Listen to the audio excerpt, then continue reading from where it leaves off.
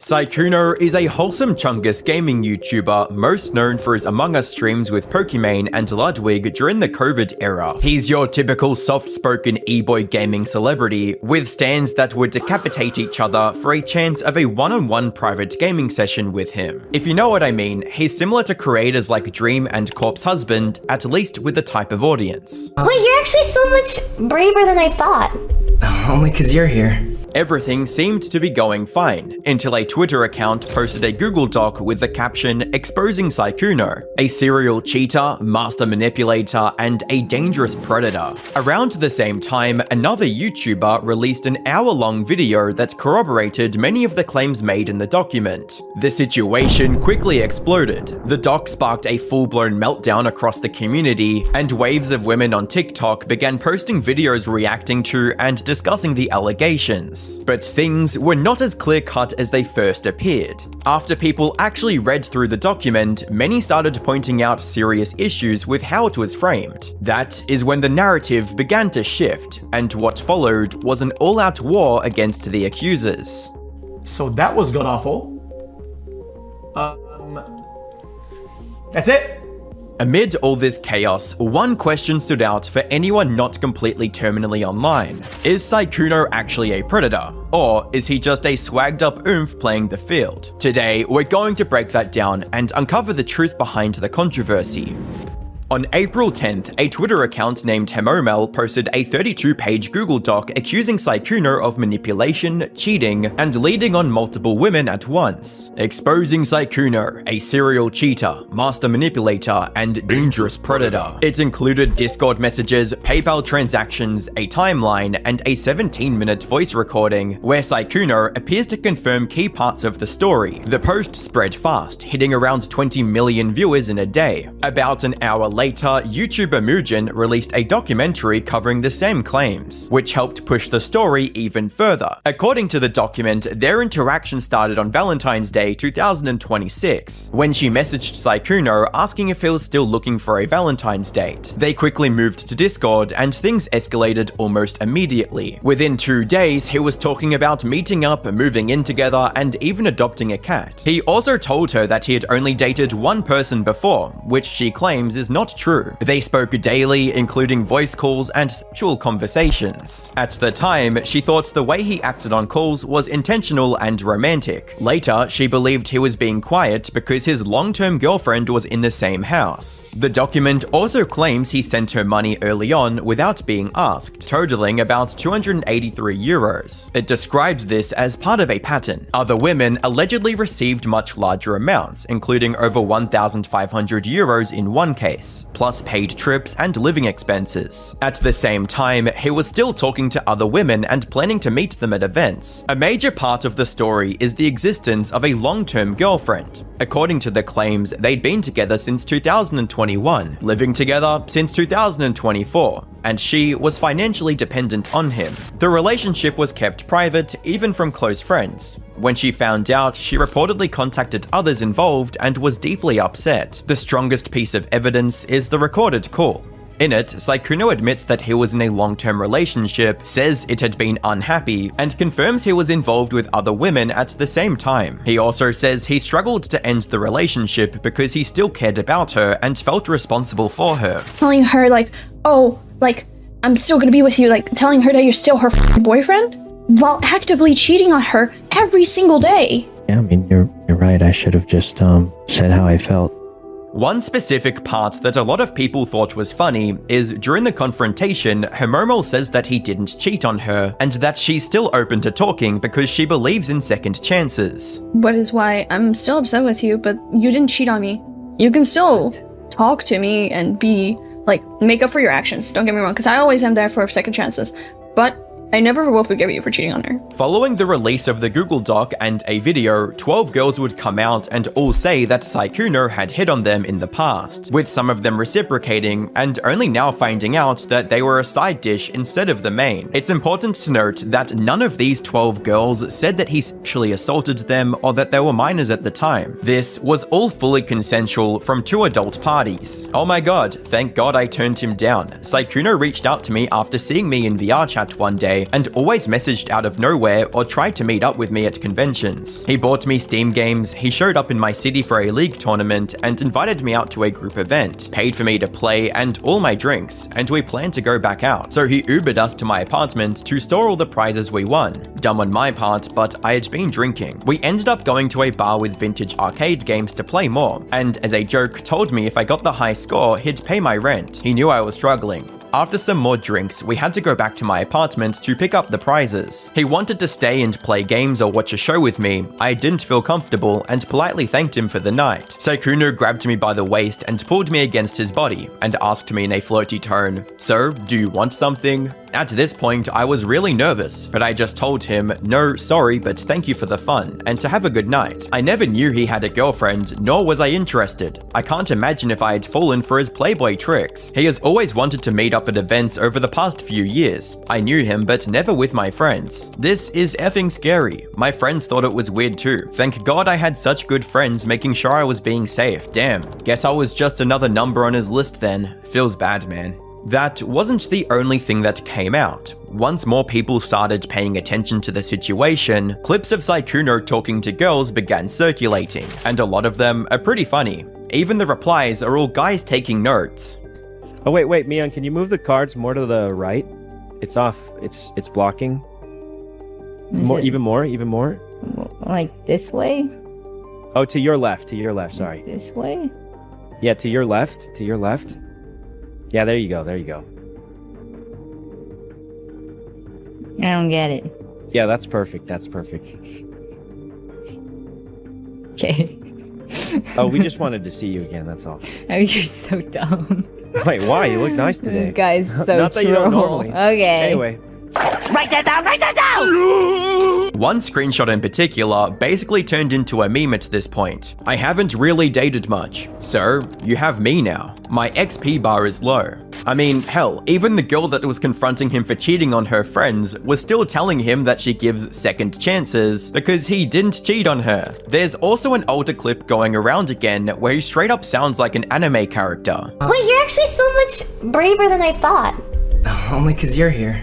At first, the reaction to all of this was overwhelmingly negative. A ton of TikToks popped up, mostly from girls breaking down the situation and reacting to the allegations. But that didn't last long. Once people actually sat down and read through the document, a lot of them started pushing back, and they had some strong opinions about it. The biggest issue people had with this document and his accusers was the way the situation was being talked about. Exposing Sykkuno, a serial cheater, master manipulator, and dangerous predator, sounds like he did something much worse than cheating with a bunch of VTubers. If you read that title without any prior context, you would immediately assume that he was being accused of either being a pedophile or sexual assault. Even the format of a Google Doc with a massive list feels like a joke when you actually read what's in there. That's not to excuse cheating by any means either. What he did was definitely out of line and not a good thing to do. But all of these girls coming out with walls of text rubbed many people the wrong way and felt like an attempt to grab whatever clout they could from this situation.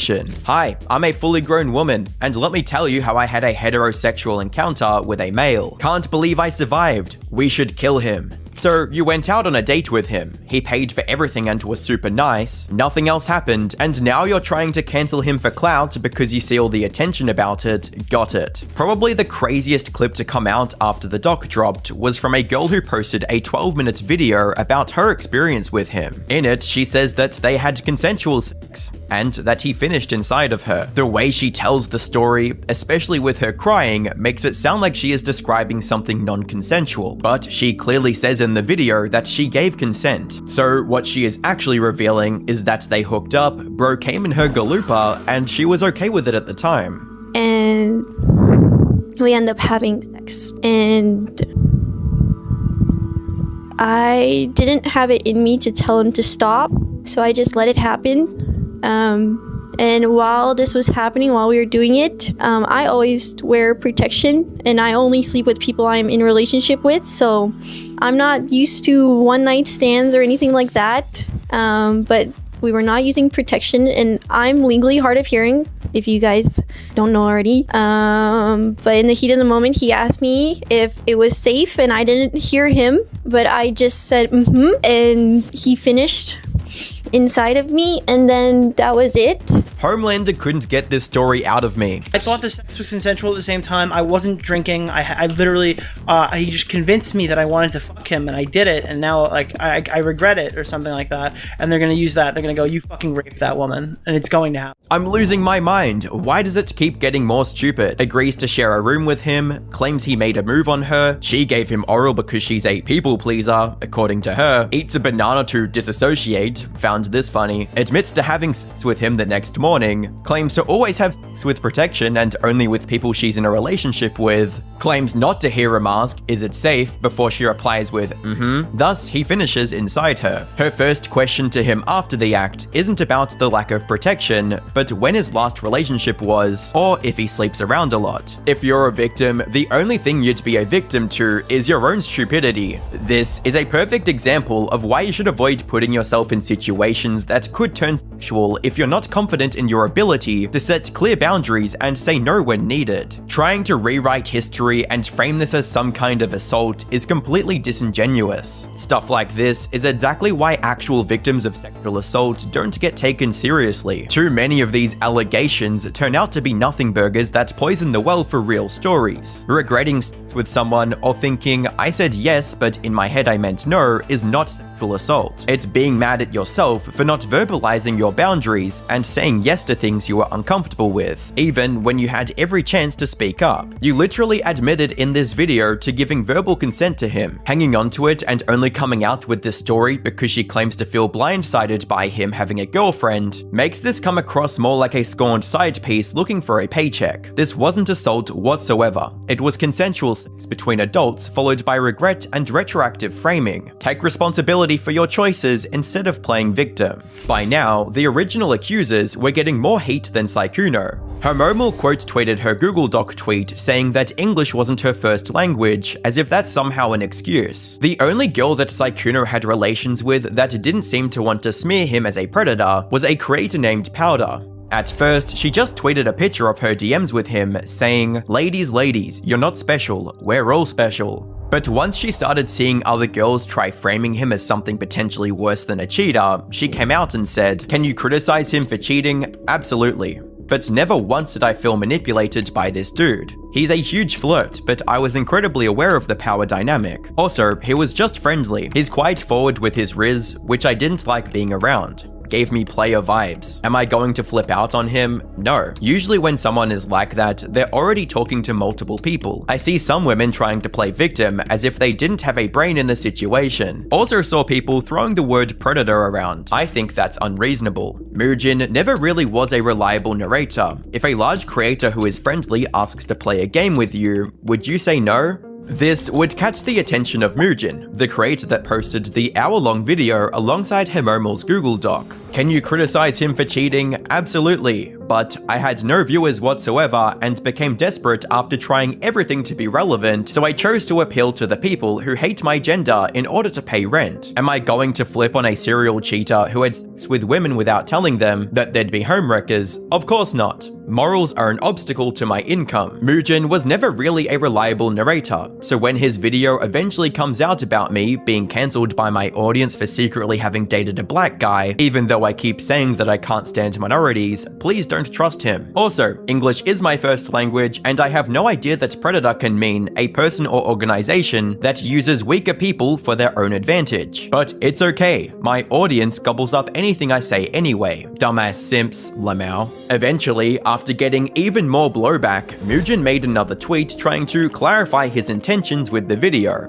with replies locked of course. Some members of my community have reached out regarding a few concerns, and I want to make sure I properly address them before we fully move on from this topic. The truth is, Sykkuno's serial cheating and manipulation was only the tip of the iceberg, and I was hoping the video would encourage the many others who have stayed quiet for years to finally find the courage to talk about their experiences. Unfortunately, with the current state of affairs, that doesn't seem like it will happen anymore, even if they were to somehow fit the image of a perfect victim. I don't blame them whatsoever. Instead, I can only wish them the best, and I hope that his ex, who was cheated on for over 5 years, can find the peace that she deserves. Despite the accusers receiving massive amounts of backlash from what felt like everybody on Twitter, some creators still went on stream to talk about the situation in a less than charitable light. More specifically, Pokimane would talk about the situation and mention the victims without actually elaborating on what specifically happened, making it out to seem much worse than what actually happened. And I think what I really want to say is I am just so sorry for all the hurt that's been caused to the victims, to our communities. I feel like I feel everyone's hurt and shock and confusion, and I'm right there with ya. I really try so hard to make my channel a safe space for everybody, and I really hope the people that do need to speak up will. XQC would reply asking, who are the victims in this case? And please, elaborate on victims. Of what? To which Pokimane would reply, you realize people can be victims of cheating, right? Using lingo that's used for predators, groomers, and PDF files for a cheater is kinda crazy, no? Just because it's the context you hear it in doesn't mean it's the only one. The comments about the way Pokimane framed this were mixed in the replies. Even other streamers had differing views about it. Asmongold disagreed with XQC, saying he thinks that is the right use of the word. I disagree with this. I actually disagree with XQC on this. I think that somebody is a victim of a manipulator, a person who leads them on, who gives them the false impression, and who intentionally tries to take advantage of that impression that they don't have. And I don't think that like, if you want to argue about the vocabulary, again, I think that categorically victim is the right word to use. XQC responded saying that's easy for Asmon to say that because he's the one being accused of harming victims. If he was the one in this situation, he would say that the wording is too strong. What if I said that all his OTK mates are all victims of this person who's evil because he's doing some financial sabotage by being part of OTK and trolling the game by having these wild takes and pretty much damaging the whole org down by tarnishing their name and making sure that their income is scuffed over, and all the people that work there are victims of him. Whoa, guys, whoa, you can't say that. Whoa, you can't do this, it's insane. Coming out of the other side of this, it's clear that Sykkuno is not a predator by any means, but what he did was not right and a messed up thing to do. Cheating on your girlfriend while not being illegal is a horrible thing to do and leaves them devastated when they find out. Nicholas DiOrio hit the nail on the head when he said that Sykkuno would be in a way worse spot if his accusers didn't smear him as a predator and used therapy speak to describe his actions. This might be the first time that a Google Doc has had such flimsy evidence that it completely destroyed the accusers' reputations, ruined any credibility they might have, and exposed an entire group of people as being snakes. And again, there are legitimate grievances here, but they somehow framed it in the worst way possible, to the point of nothing mattering anymore. Once you lie about something as serious as this, people will never take you seriously again. It completely poisoned the well on any future discussion that could happen. If you want to take someone down, the absolute worst thing you can do is lie, because it will come back to haunt you. Whilst making this video on the 17th of April, Sykkuno released an official response to the situation as well as a statement from his girlfriend. I would like to apologize to everyone I have disappointed, most of all to my girlfriend. I am so sorry I put you through so much. I never want to make these mistakes again and hurt you and the people I care about. I was unfaithful and I own and fully admit to that. I lied to people and told them I was single, which I know is not right. I'm sorry to all of the people that I hurt by doing this. The following is not an attempt to minimize what I have done. However, I have seen false accusations about me that are not true. I cannot allow false accusations and such extreme labels to be placed on me. I do understand that the people making these claims did it from a place of hurt, so please do not send any more hate to anyone. I just want the situation to get better, and I wish them the best. My girlfriend and I didn't respond quickly because we were already working on our relationship relationship and communication before this happened. Having so much private information exposed to the public has made it incredibly difficult for us to heal together. I will be taking a break from streaming and the internet to better myself and give us the time we need to try and improve our relationship. Thank you for reading, and I will continue to learn and grow from this experience. Along with this was a statement from his girlfriend, who has chosen to stay with Sykkuno despite the years of cheating and completely disrespecting her.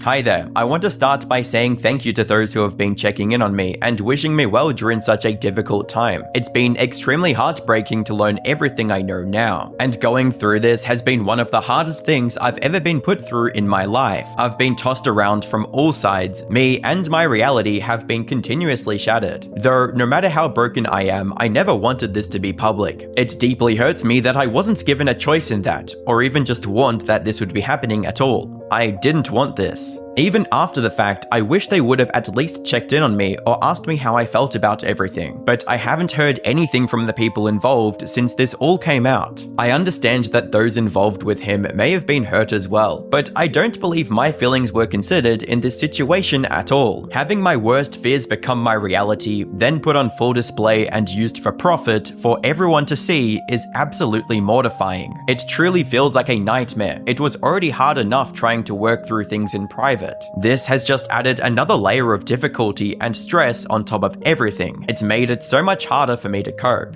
Prior to all of this becoming public, we were already making changes to improve our relationship, and while I could have chosen to leave, I ultimately made the decision to stay with the hopes of repairing our relationship together. Even though all of the things I've learned are incredibly disappointing and shocking, I don't think they are irredeemable. It's been hard handling things unfolding this way, but I believe this will be a step in the right direction. With time, I hope everyone can focus on healing and being better versions of themselves. The choice to stay with Sykkuno, despite years of cheating on her and pretending she doesn't exist, was certainly an interesting choice. Some call it true love, but the majority of the reactions seem to be aligned on the pure shock of deciding to stay with someone who disrespected you so much. Maybe you've never deeply loved someone before. Hopefully they are both able to heal and he stops being like this. If the dude ends up cheating or flirting with other people again, she really has nobody to blame but herself at this point. The dude is 35 years old. It's not like he's incapable of recognizing right from wrong. He just doesn't respect her.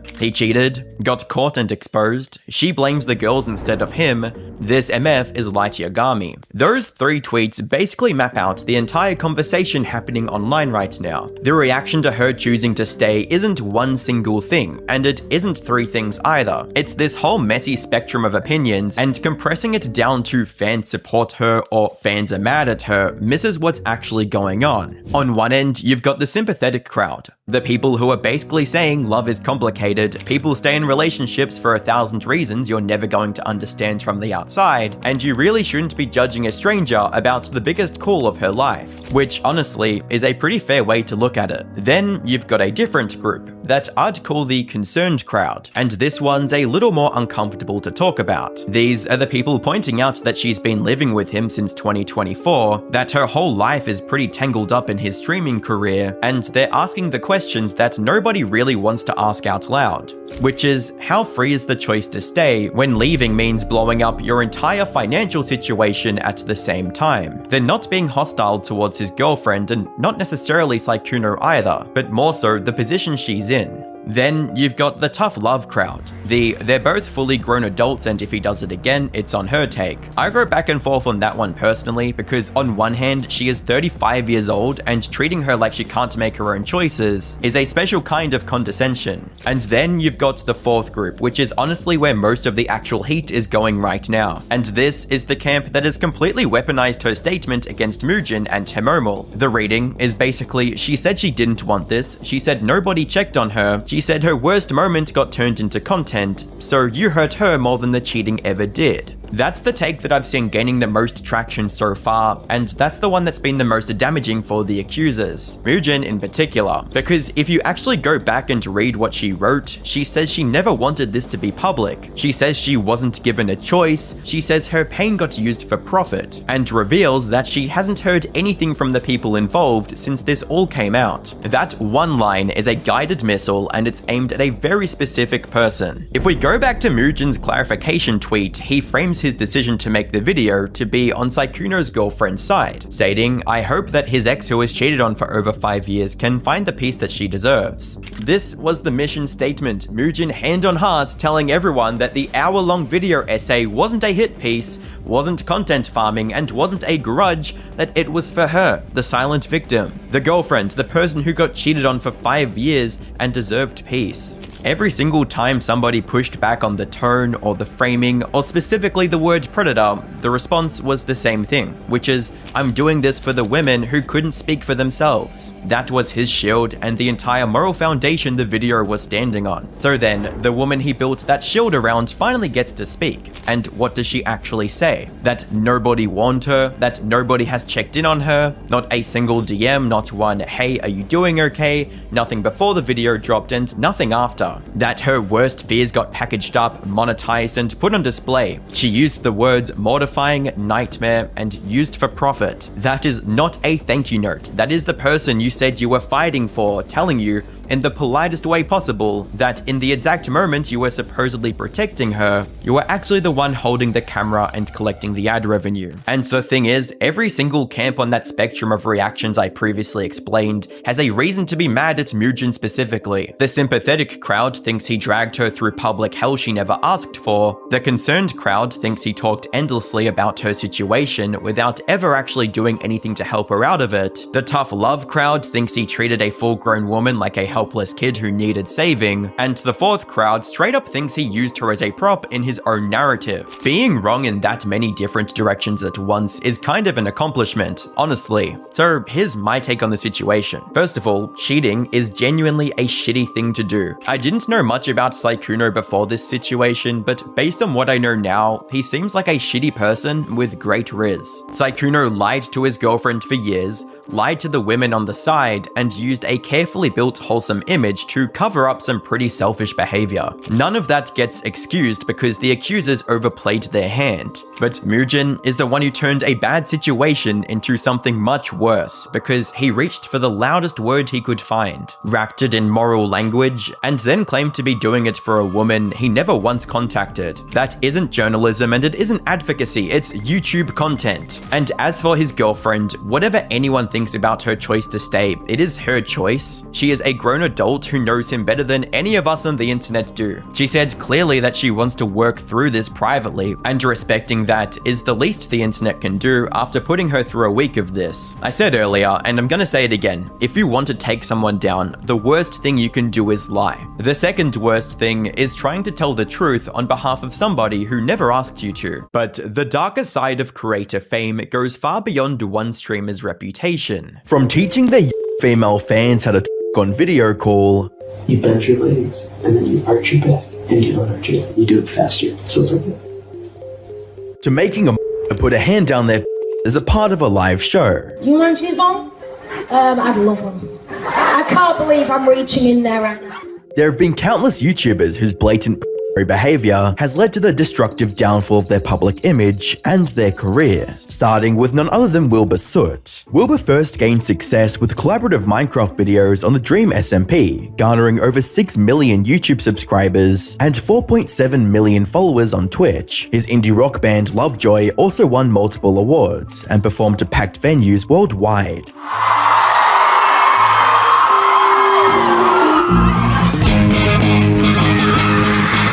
Wilbur's superstar status was on a path to grow even more. That was until two of his ex-girlfriends came out with some horrifying allegations against him. It all started on February 21st, 2024, when creator Shelby Shubble hosted a stream titled Talking About Something More Serious. During the stream, she revealed that she was emotionally and physically by an unnamed ex. Most notably, this ex had a habit of biting her, and not in the playful way. He had this habit of biting, which is so weird to me now, but he said that he had this habit since he was a kid, and even his mom said that that was true. They'd even agreed on a safe word for when the biting got too aggressive. So we were gonna use a safe word, so he could learn where my limit was, where my pain tolerance ended. And saying that out loud now doesn't sound like that's not very sound logic. But the behavior escalated, forcing her to use the safe word every time, but sometimes that wasn't even enough. Now at this point, weaponized the safe word and was using it to ensure that I was hurt and on a constant basis, and he wasn't sorry anymore. And while she didn't give out a name, viewers quickly identified Wilbur as the one she was talking about. And this wasn't just speculation either. For starters, Wilbur was also British, just like the ex-Shelby mentioned. More importantly, Wilbur had a habit of biting, something that other people like Nikki and Suit Rihanna had previously brought up. Will bites both me sometimes, and I get so many bruises all the time from him biting me. I thought you were saying that you bite people. No, Will bites me. On February 28th, 2024, Wilbur made a tweet which confirmed that he was the one Shelby was talking about, reading, "In the past week, a series of allegations have been made of my conduct from an ex-girlfriend. Though it wasn't much of an apology, as he basically denied the allegations in a roundabout way, reading, "The allegation of particularly in the form of biting, deeply shocked me. Throughout our relationship, this behavior was consensual, playful, and reciprocally enjoyed." Soon after Shelby's story went public, another victim of Wilbur came forward. On the 9th of March 2024, Alice shared her experience of dating Wilbur back in 2019. She mentioned his toxic behavior and also confirmed the biting allegations, stating, "I have also experienced a biting habit, which already had been elaborated on by Shelby. But the worst part of her allegations was about when the two met up again in 2021, after their breakup, reading, "I ended up blacking out in his bed due to the alcohol, but the last thing I remember was him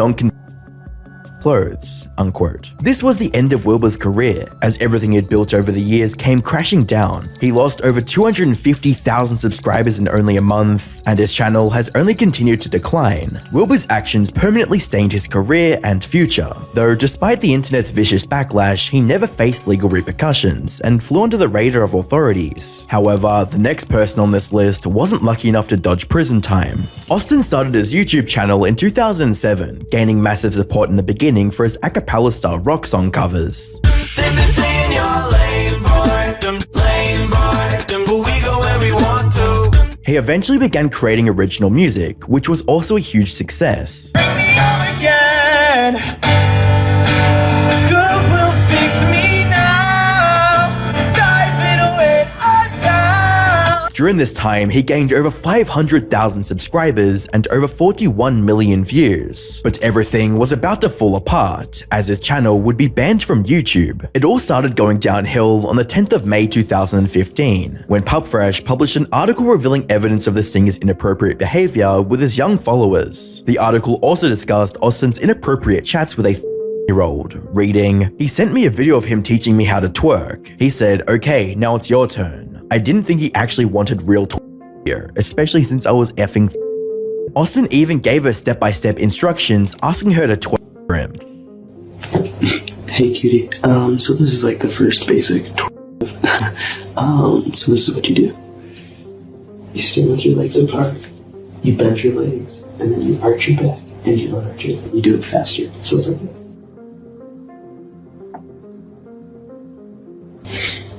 Now it's your turn. If that wasn't disgusting enough, there was another young girl that he was allegedly going after during the same time. Hi, my name is Aurora, and this is a story about how Austin Jones wanted me to twerk for him. Aurora was only at the time when Austin sent her similarly instructions on what he wanted from her. So it's like this. Considering the amount of chat screenshots that surfaced, it's safe to assume he had even more victims. If he didn't speak up fast, his career would be doomed. So, on the 28th of June 2015, Austin released a video addressing the allegations, titled "Setting the Record Straight." During the video, he straight up admitted to soliciting twerk videos from fans. I've recently come under some fire on social media for mistakes I've made in the past. I used to ask fans for twerking videos. Yes, twerking, the dance move. It's not something that I'm proud of. It's not something that I think is right. And I shouldn't have done it. However, he conveniently left out details about their ages. He also claimed that the twerking videos were the extent of his actions. There are a lot of rumors and a lot of lies. They're just not true. Nothing ever went further than twerking videos. He then spent the majority of the 16-minute video trying to deflect attention from his actions by talking about his traumatic past. I experienced death and loss at a very young age. I had an older sister. She passed away when she was 10 years old. I was 6 years old at the time. My father was an alcoholic and addict, and he couldn't get control of his life because of it. He even tried using it as an excuse for his horrible actions. All of these life events, all of these deaths, this loss left me with a really deep depression. And I was an insecure, depressed guy, and I began searching for attention in the wrong ways. This would be the last time Austin would address these allegations and go back to making music as if nothing happened. In 2017, Austin even put out a video announcing exciting things to come. I love you all dearly, and I will have some exciting news for you very, very soon. But what happened next was far from, quote, exciting. A week later, Austin was stopped at O'Hare International Airport, Chicago, and was arrested on 2 counts of production of CP. Now that the authorities were aware of his crimes, it was a matter of time before he faced the consequences of his actions. In May of 2019, Austin pleaded guilty and got 10 years in federal prison and an additional 8 years of monitored release. YouTube star with a large teenage following is headed to prison. A judge sentenced Austin Jones to 10 years behind bars. The 26-year-old singer pleaded guilty to child back in February. It's important to remember that Austin was in his 20s when he sent these videos to Cupcakes, abusing his celebrity status for personal gain. That being said, he wasn't the only YouTuber who pressured his fans to share explicit content with him. Jakishi, or Demetrius Matson, started off as a small but humble Minecraft streamer. He soon got noticed by Dream, one of the most popular Minecraft streamers at the time, who raided Jakishi's stream. Yo, Holly Ash, yo, what's up? What's up? Wait, what? What? What? Huh? Hello? Leading to a sharp increase in Jakishi's followers, with a tweet reading, "I'm still so shocked. I went from like 1.5k-ish to 11.5k-ish in 4 days." His career received a significant boost when he was asked to join the famed Dream SMP Minecraft server known for bringing success to its members. Jakishi ended up amassing 57,000 followers on Twitch, 27,000 followers on TikTok, and over 7,000 subscribers on YouTube, and he was on track to get even bigger. But before he could enjoy this newfound success, everything went south. Just 2 days after the Dream SMP announcement, a tweet about him by user Valky began making rounds, reading, "My experience with Jakishi/Demetrius." It's linked to a tweet longer in which Valkyrie summarized her experience with Demetrius. She detailed how the two started off as friends, but as time went on, Demetrius' true colors began showing, reading, "Over time, the dynamic shifted from nothing more than platonic friends to him being towards me." She also linked screenshots of Demetrius repeatedly saying that he'll send her blanks. And if this wasn't disgusting enough, Demetrius took things to another level of depravity when he asked her to meet her alone in a hotel room, reading, "If we would have met up that summer, I would have been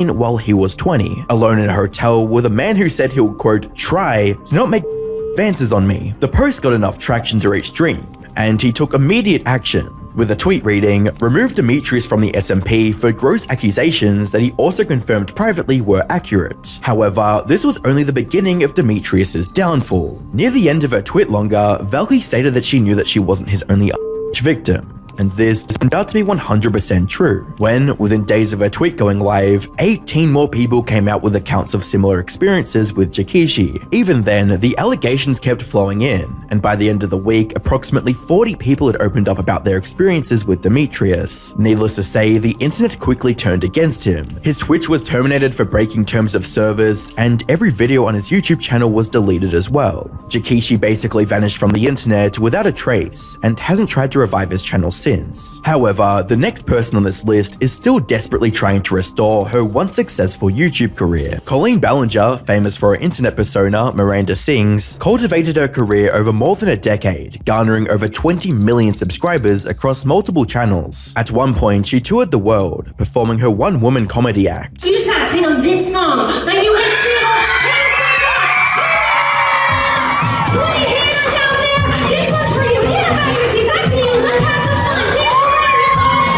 She even got her own Netflix show, Haters Back Off. Bam! Miranda, you're famous. She was idolized by audience for a distinctive humor. However, Colleen wasn't just making her fans laugh. On the 28th of April 2020, a YouTuber named Adam McIntyre posted a video titled "Colleen Ballinger, Stop Lying." Adam talked in detail about Colleen's creepy behavior, the most shocking part being that she sent him lingerie when he was a young teenager. They found my Twitter so funny that they said they needed to send me bra and panties that Corey was wearing during the live stream. Now, looking back at that, I'm still 17. 2 weeks later, Colleen released a video titled "Addressing Everything," where she explained her actions were intended to be part of a joke, where she would send various items to her fans. And I've always given out weird random things in live streams. I've given out a taco costume, I've given out old bobby pins, dirty shoes. A few weeks ago, I sent a fan like a single piece of toilet paper. I've always given away weird stuff. And so in my mind at the time, this was no different than all the other weird stuff I send to my fans as a joke. And surprisingly enough, this apology actually went well for her, with comments reading, "So proud of how she explained this and apologized. She didn't cry or anything, just a straight up genuine apology." She was able to dodge the bullet, but not for long. In 2023, Colleen came under fire again, when countless tweets about her predatory behavior began surfacing, reading, "Colleen Ballinger making gestures with the end of a microphone into her sister's mouth," and more PDF file jokes under the disguise of Miranda. It quickly became clear that this behavior wasn't just a one-time thing. What appalled viewers most was how she used her character, Miranda Sings, to say and do inappropriate things to cupcakes, like asking a cupcake to reach into her pants for a snack. Do you want a cheese ball? I'd love one. I can't believe I'm reaching in there right now. Colleen was also exposed for calling on stage only to objectify them.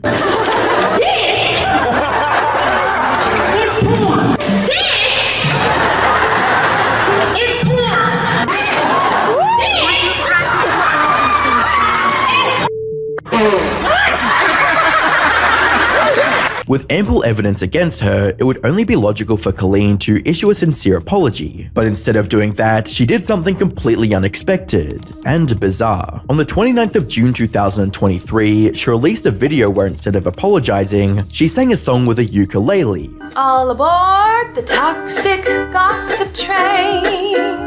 You're chugging down the tracks of misinformation. And totally denied any allegations against her. This video would go down as the worst YouTuber apology ever made, and the results were as expected. Colleen's attempt to dodge the criticism destroyed her YouTube career. This caused her to lose over 100,000 subscribers between June and August in 2023, but despite her loss, Colleen continues to post videos on her vlog channel as if nothing happened. However, she now has only a fraction of the viewership she once had. This is in stark contrast to James Charles, who despite facing severe allegations, somehow managed to successfully regain his online audience. James Charles rose to fame as one of YouTube's most popular figures, captivating fans with his makeup tutorials and amassing over 23 million subscribers. He collaborated with famous creators like PewDiePie. James Charles, where are you? we have to play Minecraft. Nice, sister. Hi, sister. And even became a host of a reality TV show. However, his career was about to suffer a significant blow. At Coachella 2019, James was seen in a photo with a mystery man, starting dating speculation. But in a since-deleted tweet, he clarified that, "Nope, unfortunately, I am still very single. This boy played me for months and is a disgusting con artist." That's when Gage Gomez, the Instagram model he was photographed with, responded by alleging that James had actually pressured him into situations, despite Gomez clearly telling him that he was straight. James then saw this as an opportunity to manipulate me as a person who may or may not have been trying to figure things out about the after the fact of telling him that I was straight. James then posted a tweet explaining the situation, stating, "Everything that happened between him and I was completely consensual. In the 5 months of talking, he never once said that he was straight." And the internet moved on from James. That is until February 2021, when a TikToker named Isaiah posted a video alleging that James had sent him inappropriate messages. He started making the conversation really uncomfortable. And I'll post some of the stuff that he sent me now. You can't see it because it's blurry because I took it on my iPad because I don't want him to see that I screenshotted it, but I'll post it right now. He proceeded to send me explicit pictures of his body. In a follow-up TikTok, Isaiah revealed even more screenshots of James sending him pictures, even after he told him his age. I was getting really uncomfortable, so I told him my age. I told him I'm 16. Meanwhile, he's 21. He's a grown man. And then he proceeds to say, oh, but I didn't get to see the, meaning my body. James responded by accusing Isaiah of lying about his age, reading, "The accusation that I groomed this person is completely false. I asked how old he was and he told me he was 18, so I started flirting back." Isaiah stated that James lied in his tweet, clarifying that he never said he was 18, as his bio clearly stated his age. By this point, James must have realized that his tweet wasn't enough to make the allegations go away. That's when he released a video addressing the allegations and their severity. First and foremost, I need to say sorry. I owe a massive apology to anybody that I've hurt or anybody that I've made uncomfortable with my actions. And the reason he gave for his terrible actions, I think I have to, and that is that I'm desperate. Viewers were also quick to point out holes in his arguments, with a tweet reading, "Accountability is admitting you're wrong, period. No excuses." But even if James didn't hold himself accountable, the internet certainly did. And the backlash was brutal. James's channel was demonetized by YouTube, and he got dropped as the host of Instant Influencer, his reality TV show. Not only that, but James also lost $1 million makeup deals. However, despite all this, James was determined to repair his reputation by continuing to produce weekly videos. And while he has been able to revive his reputation significantly, the same can't be said about this next creator. Craig Thompson, better known as Minilad, became a YouTube star with his Call of Duty gameplay, Cards Against Humanity sessions, and Reddit videos. These hits helped him amass over 5 million subscribers. He collaborated with famous creators on the platform and was set to grow even bigger. 5 YouTubers, Mr. Beast, I Am Wildcat, Mini Mentor, Lachlan, and myself. We all came together with one goal: to make the world's biggest influencer Zoom call. That was before his whole world was shaken up by a series of allegations. On the 24th of June 2020, two of Craig's former friends, Haley and Ash, accused him of manipulating them when they were underage. In Haley's twitlonger, she wrote, "He sent me pictures of him in his underwear to show off his bulge of his blank." With someone else who will come out that I will retweet, she experienced much more weird shit. Haley was right. Ash's account was even more horrifying, reading, "The subject of he came up and he asked if I was a virgin, and I said yes. Then asked if he could take my virginity, and I told him yes. Things escalated from there." She also mentioned that Craig tried to manipulate her into meeting him alone, and they eventually exchanged pictures and messages. Seeing the public support that Haley and Ash garnered, Craig published an apology on Twitter, stating, "I take full responsibility for the inappropriate texts and messages I sent. I am truly sorry for what I did. I will be back when the time is right." To Craig, the time was right was August 12, 2020, when he posted a now deleted video titled "Minecraft, but all the mobs are me," explaining that his hiatus was due to mental health reasons. I know I just left all of a sudden, but I needed to do something about me. And I never took time to work on me, and it's been lovely to be able to talk and just let everything out. After which, he kept posting regular videos, as if nothing ever happened. Craig was trying to escape the allegations he had previously admitted to, but Haley wasn't going to let him get away with it. On August 16, 2020, Haley uploaded a video giving further details about her traumatic experience with Craig. He made himself the victim when I was the one who was 16 sent bulge pictures because he needed a boost of ego, and he gets turned on when a tells him his is big. Shame on you. Like Haley said, it was becoming clear that Craig had a habit of lying and ignoring his past, but this situation had now degenerated into something he couldn't escape. On the 4th of September 2020, Craig uploaded a video titled "Clearing the Air," which was 5 minutes of him avoiding the allegations and again focusing on his mental health. With that, the next thing that I wanted to talk about is therapy. I outlined it in my original tweet back in June at the bottom, saying that I will be working on myself and I will be attending therapy from now and on into the future, and a lot of people deem that to be untrue, but I want to be here on record saying that since then I have been going to therapy every single week, and I will continue to go to therapy every single week. 3 months later, he posted yet another similar video titled "My Apology." The reason I did what I did, and there was even a message where I said this, is because what I said there is true. I did try to end my life at the beginning of 2017. To many viewers, it was clear that Craig was trying to use his mental health to get out of a sticky situation. Despite his repeated attempts to return to YouTube, Craig had lost over 450,000 subscribers in 2020. His channel was also demonetized, and his only sponsored video was removed. And even though he still occasionally puts out videos, his views have significantly decreased. Minilad did a poor job addressing the allegations against him, but compared to this next YouTuber, Minilad's response almost looks responsible. Marcos Wilton, also known as Lion Maker, launched his YouTube channel in 2013 and reached his peak in 2018 with over 800,000 subscribers. He gained popularity for his Minecraft videos, particularly his series titled Survival Madness, which endeared him to fans. Hey there guys, Lion Maker here from Lion Maker Studios, bringing you once again another episode of Survival Madness. Marcos also collaborated with Minecraft creators like MZ255 and Stampy Longhead, which significantly boosted his channel's popularity. But soon, his public image reached a turning point. On September 15, 2015, Keemstar posted a video featuring an interview with a mother who alleged that Lion Maker had solicited pictures from her teenage daughter. Then he asked her to send nudes. What is your reaction at that? I mean, it's a 27-year-old man asking your 13-year-old daughter for. Well, at this point in time, I didn't know he was 27. It was just, this was a person I had no idea who was. What made this allegation even more damning was that Marcos was fully aware that the girl was only 30 years old.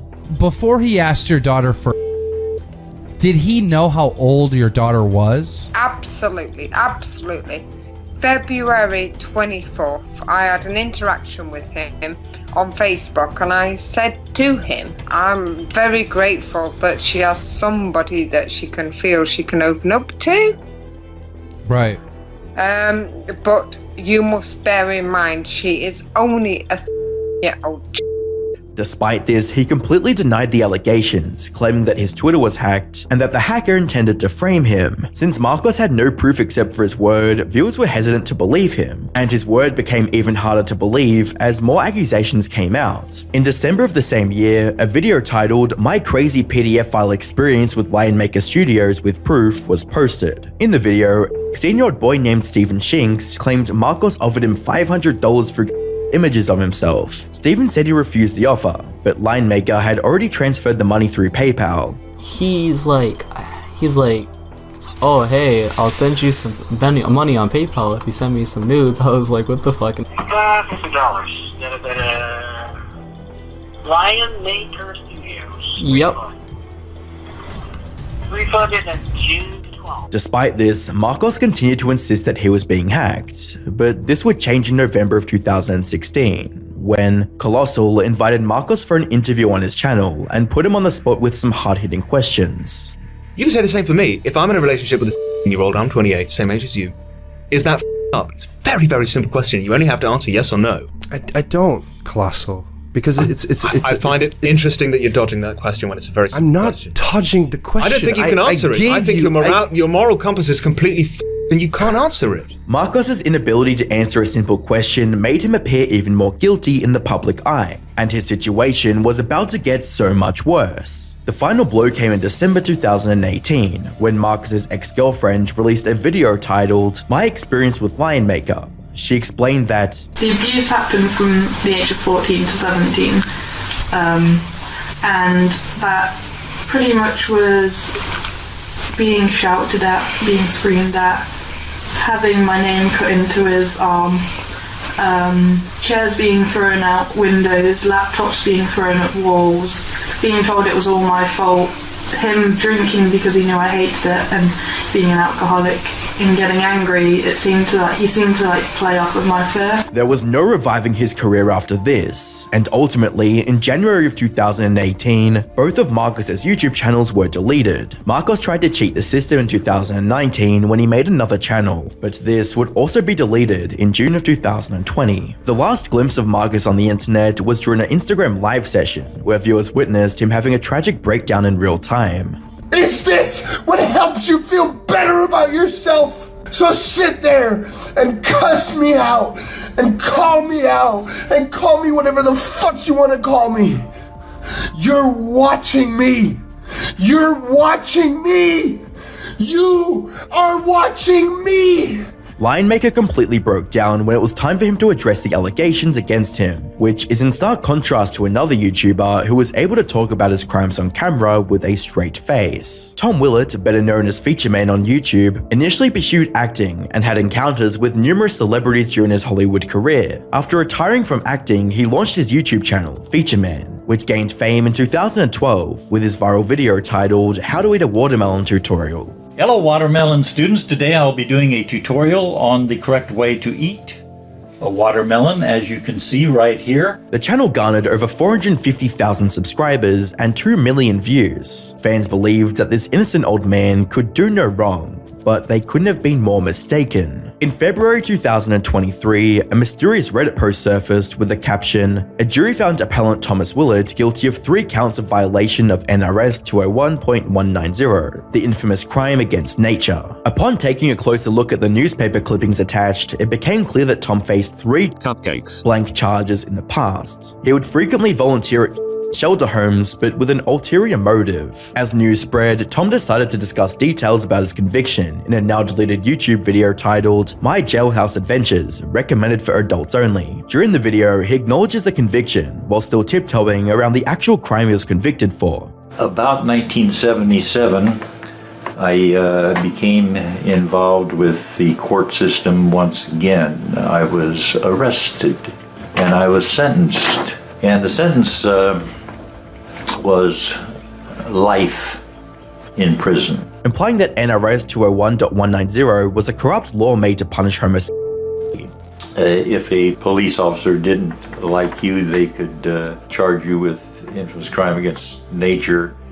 If you had any sort of contact with anyone other than a man and a woman who were married to each other, anything else was considered an infamous crime against nature. He went on to explain that he was able to avoid 3 consecutive life sentences due to legal technicalities and his connections with influential friends.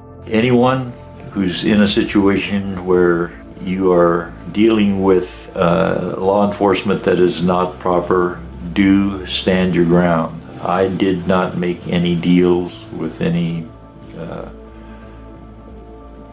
police or district attorney or anyone.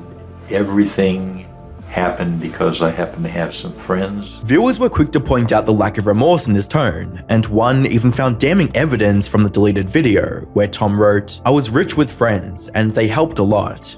Featureman deleted the video within an hour of uploading it, but it was too late to save his image now. Viewers began to speculate that he had a history of inappropriate behavior, pointing to previously unnoticed tweets as evidence. His channel, which once boasted a healthy 450,000 subscribers, now stands at 376,000 subscribers, and his total subscriber count has been declining ever since the truth about his past was revealed. Featureman's career downfall goes to show that the past is inescapable, and the internet will always hold people accountable, even resorting to undercover operations to expose them. Bryant Morland, also known as EDP445, gained online fame as a passionate Philadelphia Eagles fan. Known for his lively sports commentary vlogs, mukbangs, and direct-to-camera rants. He also made frequent appearances on Comedy Central's Tosh.0. This is that painful point in every Dolphins season, usually around mid-November, when all hope is lost. And I turn to the NFL's official odds maker, Eat That Pussy 445.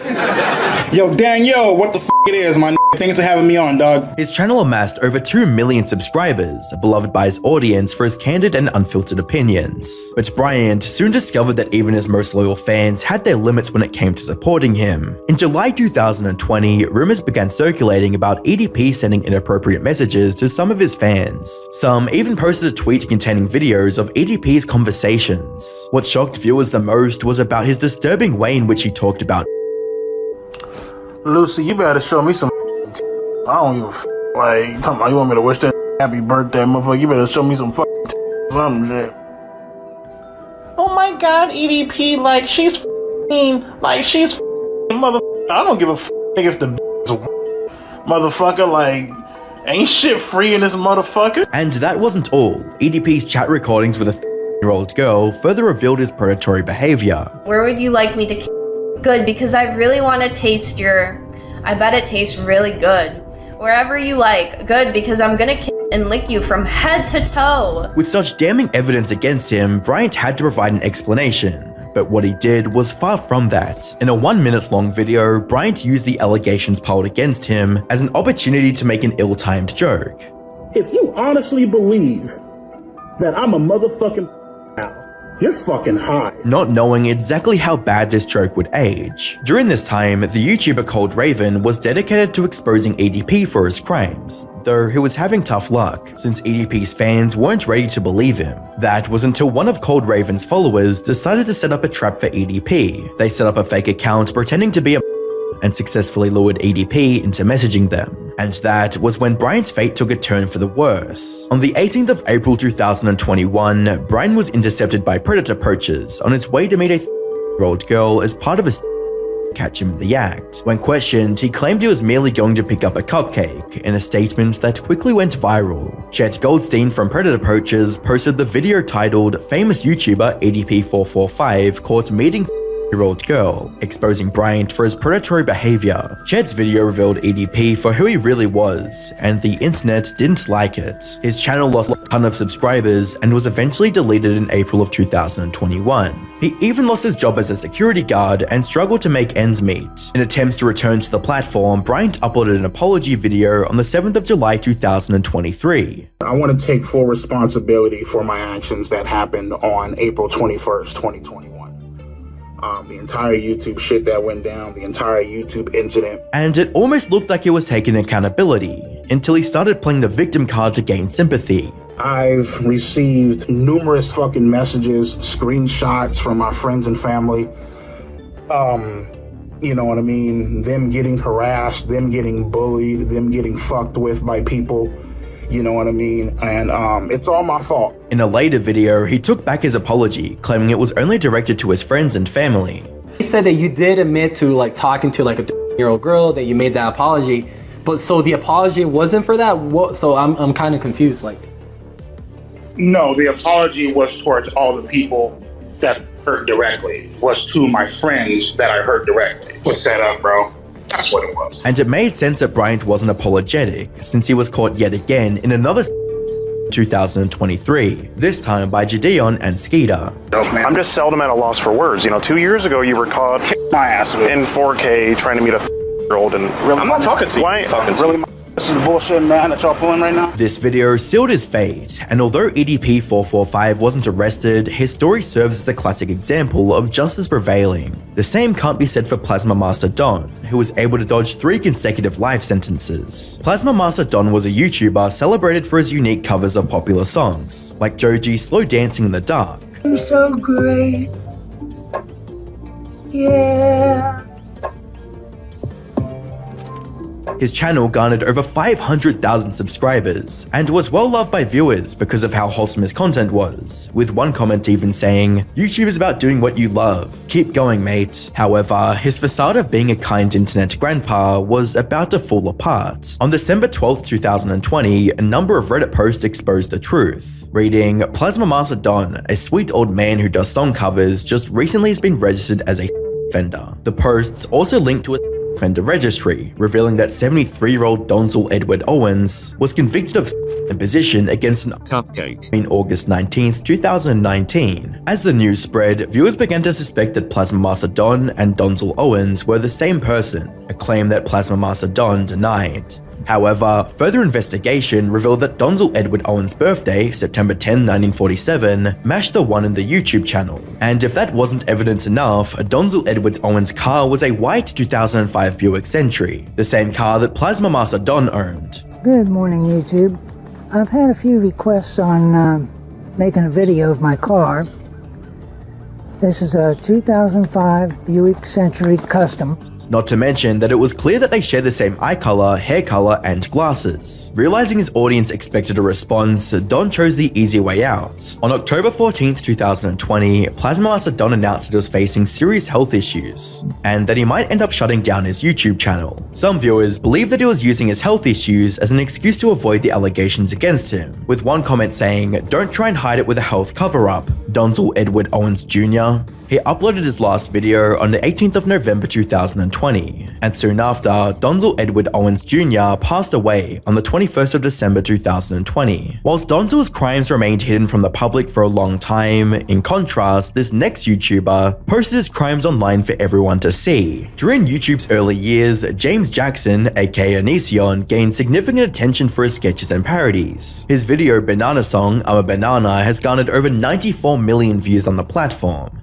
Banana, I'm a banana, I'm a banana. Look at me, man! He also owns multiple other YouTube channels, including Onision Speaks, Bro, Encore, and Archive. And Onision is still widely known and remembered on the internet to this day. Over the years, Onision has faced criticism for profiting from objectifying content. He frequently rated pictures of women and shared his opinions about their bodies and whether he would date them or not. So I'm at Onision.xyz, going to do my normal routine where I go to pictures for videos. I organize the topics by most viewed, and now we're going to cover exactly what you guys demand. Have Onision rate you 1 to 10. It's what you want, and so I will deliver. The most uncomfortable thing about these videos were their undertones. Yeah, solid 8. But Greg, what if she's years old? Well, last time I checked, we're allowed to have opinions about people. It's not a perverted thing. But that was just the start of his creepy behavior. Allegations against him became even more serious when in 2019, a woman named Sarah accused Onision and his husband of grooming her. She explained that she got close to them on an Onision fan forum when she was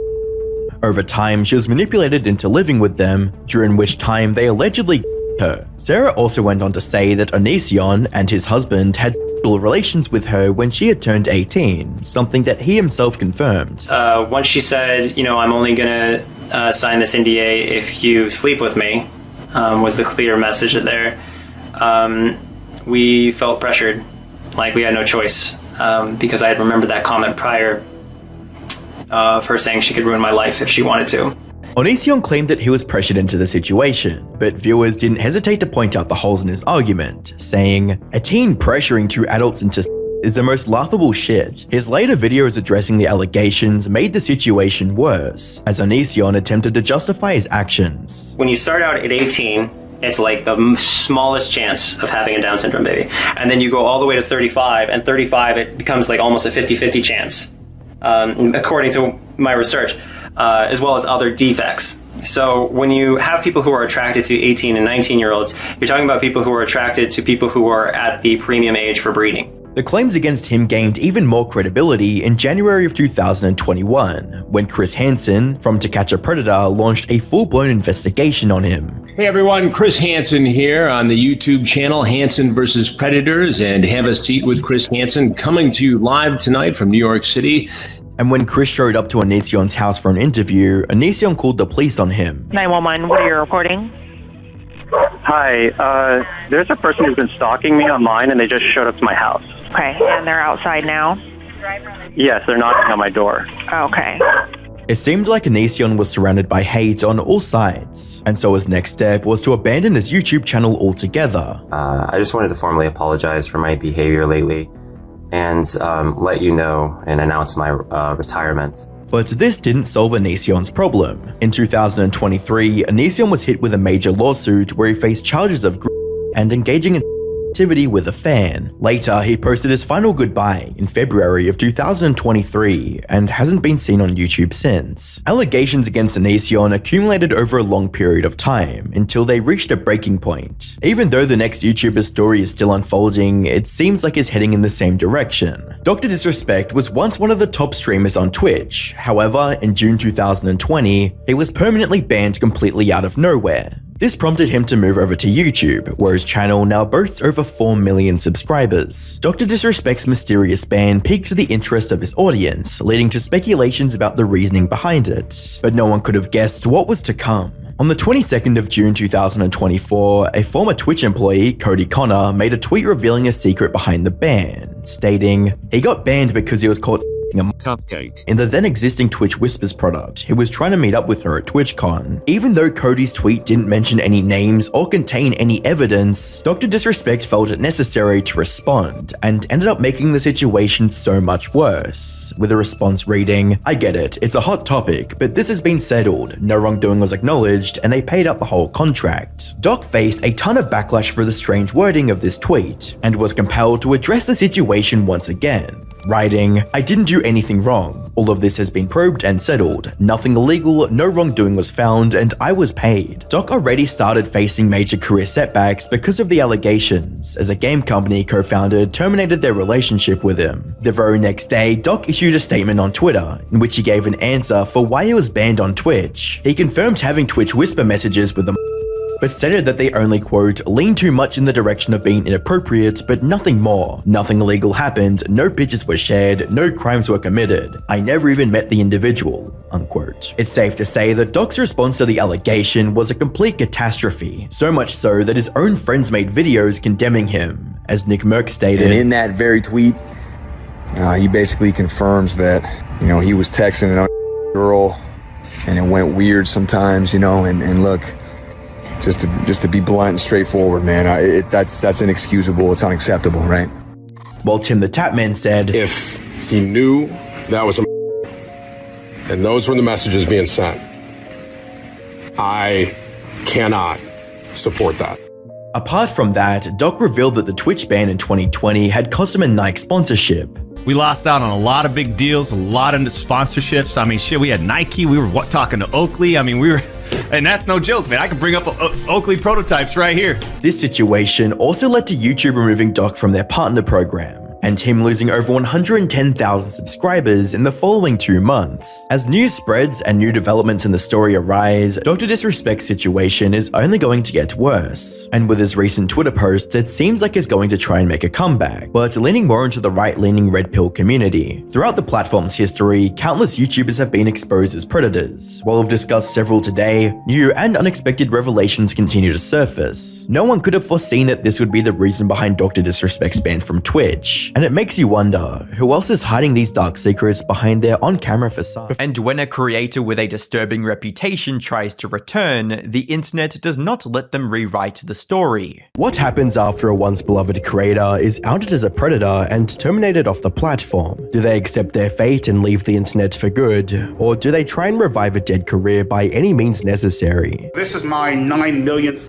attempt at trying to create a YouTube channel. We'll see how long this lasts. Probably won't last long at all. Despite losing his entire audience and actively being hunted on the internet, EDP445 is still trying to make a comeback on YouTube. Unfortunately for him, it seems to be doing more harm than good. As strange as it sounds, there was once a time on the internet when everyone didn't hate EDP. Back in the late 2010s, the YouTube community looked up to him as an entertaining creator who said whatever he wanted, whenever he wanted. I'm not going to let a franchise, a corporation, or a place of business define who I am. Walmart fired me, and guess what? I couldn't be any more happier. However, his brash attitude didn't come without consequences, as his channel was suspended in July 2017 and October 2018 due to mass reports from viewers. The negativity was so bad that YouTube refused to award him his 1 million subscriber play button in 2020. YouTube is on that little once again. They will not send me my gold play button because according to them, my channel doesn't match the criteria. Even though YouTube thought EDP didn't deserve a play button, his fans felt differently and took it upon themselves to make him one. Holy shit. Wow. So here it is. See the titanium holographic shit is like, it's like a 3D, like how it has like different colors up in the actual, silver part of it, you know what I mean? Despite being somewhat of a divisive figure, EDP had the respect and support of the YouTube community. But sadly, all that was about to change, as EDP faced several allegations of inappropriate interactions with minors later that year. Stole a bra out the laundromat and I sniffed it and beat off to that mother.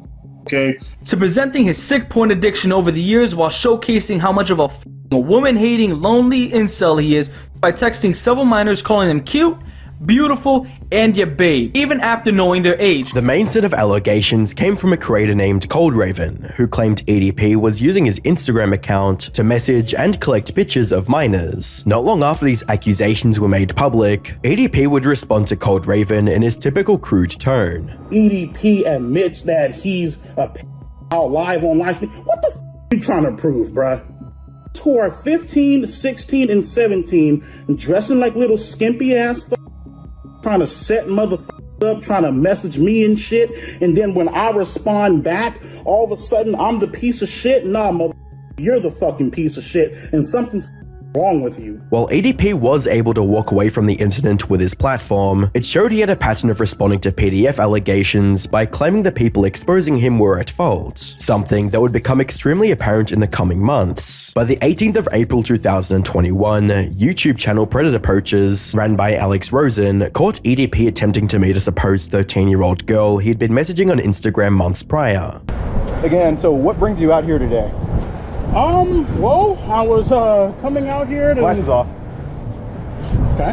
Go ahead. Well, I was actually coming out here to pick up a cupcake and then go back home.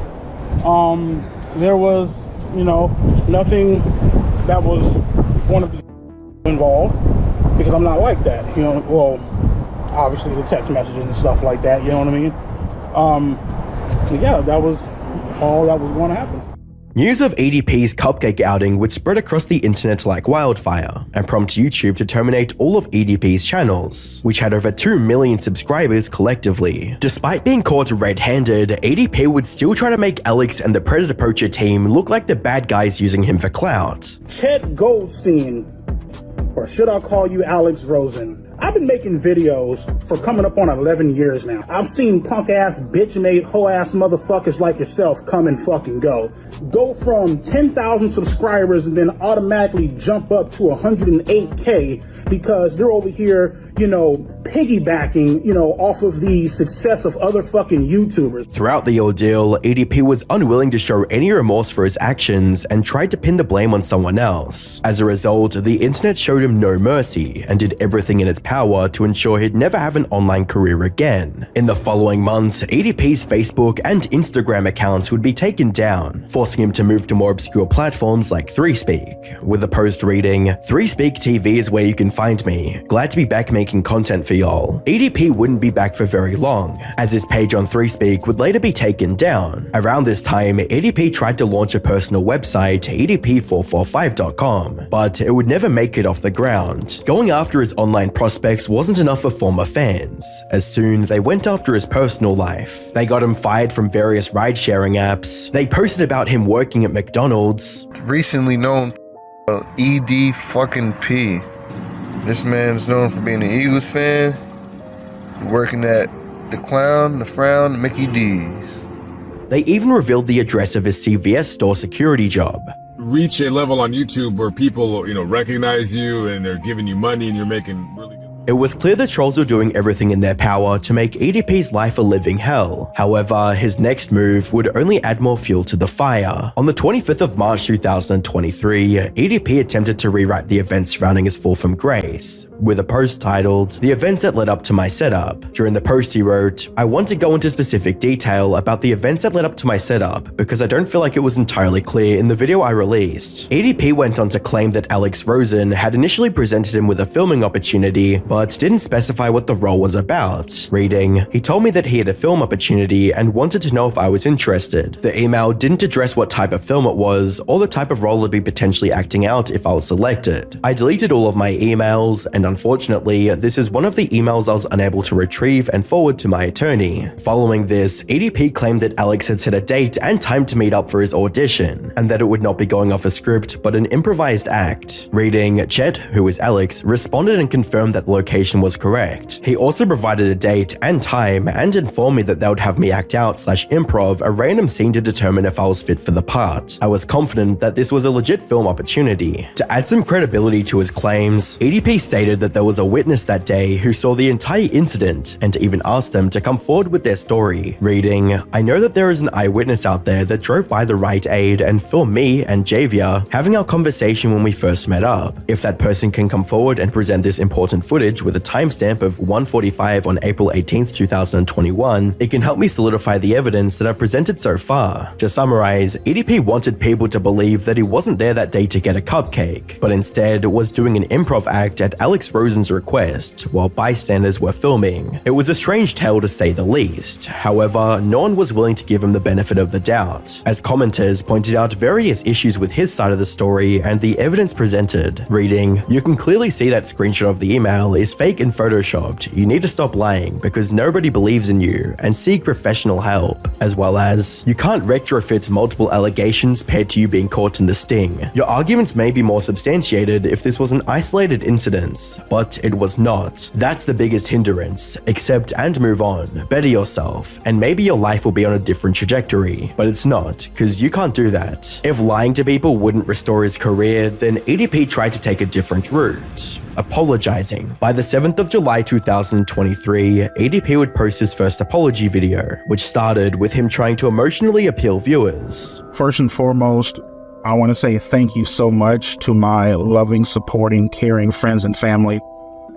Without you guys, to be honest with you, I probably would have been fucking committed suicide. I've had a few close calls, you know what I mean? And each and every single time you guys have gave me the biggest, most heartwarming hug. EDP continued this by doing the right thing and taking responsibility for his deplorable behavior. I don't want to come on here, cry, boo-hoo, beg for people's forgiveness, you know what I mean? The only thing that I'm trying to go for in the distant future is redemption, you know what I mean? The only thing that I'm trying to go for is to restore honor and to restore a positive outlook on my name. In addition to this, EDP claimed he'd be seeking professional help. Like I mentioned before, man, I'm seeking the proper help that I need to seek out, doing whatever I can to make sure that this does not happen again. While EDP's apology had a hint of remorse, he failed to directly address his crimes and refused to apologize to his victims, details that the rest of the internet would pick up on. And I don't even think this apology is genuine. This feels once again like another plan of his to try and crawl back online, because he has done it so many times before. But he can't even address the actual issue itself, and like not only the cupcake incident, he doesn't even mention the other victims outside of that either. On one side, some viewers wanted to believe EDP was ready to turn a new leaf and stop his cupcake chasing ways. On the other, some viewers rightfully assumed EDP was only apologizing to recover his platform and would go back to his old ways given the chance. Unfortunately for EDP, this assumption would prove to be correct only a few months after his apology. On the 9th of October 2023, Gideon and Skeeter Jean would conduct a second sting operation on EDP. The only difference this time was that EDP was messaging an actual 15-year-old girl and was trying to meet her at his dialysis appointment. Many of you might know of a fellow that goes by the name EDP445, aka Bryant Moreland is his legal name. It seems that in the last couple months he's been talking to an actual factual Orange Fifth girl. When Gideon and Skeeter Jean finally got to confront EDP about his disgusting behavior, he refused to acknowledge it and claimed it was illegal for them to film him. Well, Brian, I am with the Predatorial Investigation Unit. I'm just seldom at a loss for words. You know, 2 years ago you were caught. Oh, by the way, it's illegal for you guys to film me here? Within minutes of being caught in the act, EDP would lash out at his victim and say this. He's texting me right now still. What is he saying? He told me, "Fuck you, bitch." That's what he said. We got him. And I'm already here. I filed the report. Looking at EDP now, it was obvious that he didn't care about redemption or getting help. All EDP cared about was restoring his long-dead internet career. Thankfully, the internet wouldn't let him do that, but that didn't stop him from trying. By the 1st of August 2024, EDP uploaded a video titled "Here We Go" to a channel he created the year before. In the video, he expressed concern about the possibility of the channel being deleted. Alright y'all, so this is my 9 millionth attempt at trying to create a motherfucking channel. We'll see how long this fucking bullshit lasts. Probably won't last fucking long at all, to be honest with you. To mitigate the inevitable backlash, EDP would disable the dislike button, as well as delete as many negative comments as possible, but he couldn't delete them all, with comments reading, "How many times we gotta teach you a lesson, old man?" Collab with Ava Chris Tyson and Dr. Disrespect, as well as, "Hide your kids everyone, literally, EDP is hungry and looking to flex like he did that one boxer at Walmart." Despite the trolling, EDP would continue to make videos discussing various odd topics like adult content and conspiracy theories. However, two particular videos would stand out amongst the rest and give some insight into his current mental state. The first one is his Mistakes Were Made video, which saw EDP defending his predatory behavior by claiming he was in a quote dark place. There's no reconciling with these motherfuckers. There's no getting through to them. There's no, trying to get these people to understand where you were at that point in time in your life. Addressing what happened a few years ago, the whole incident and stuff like that.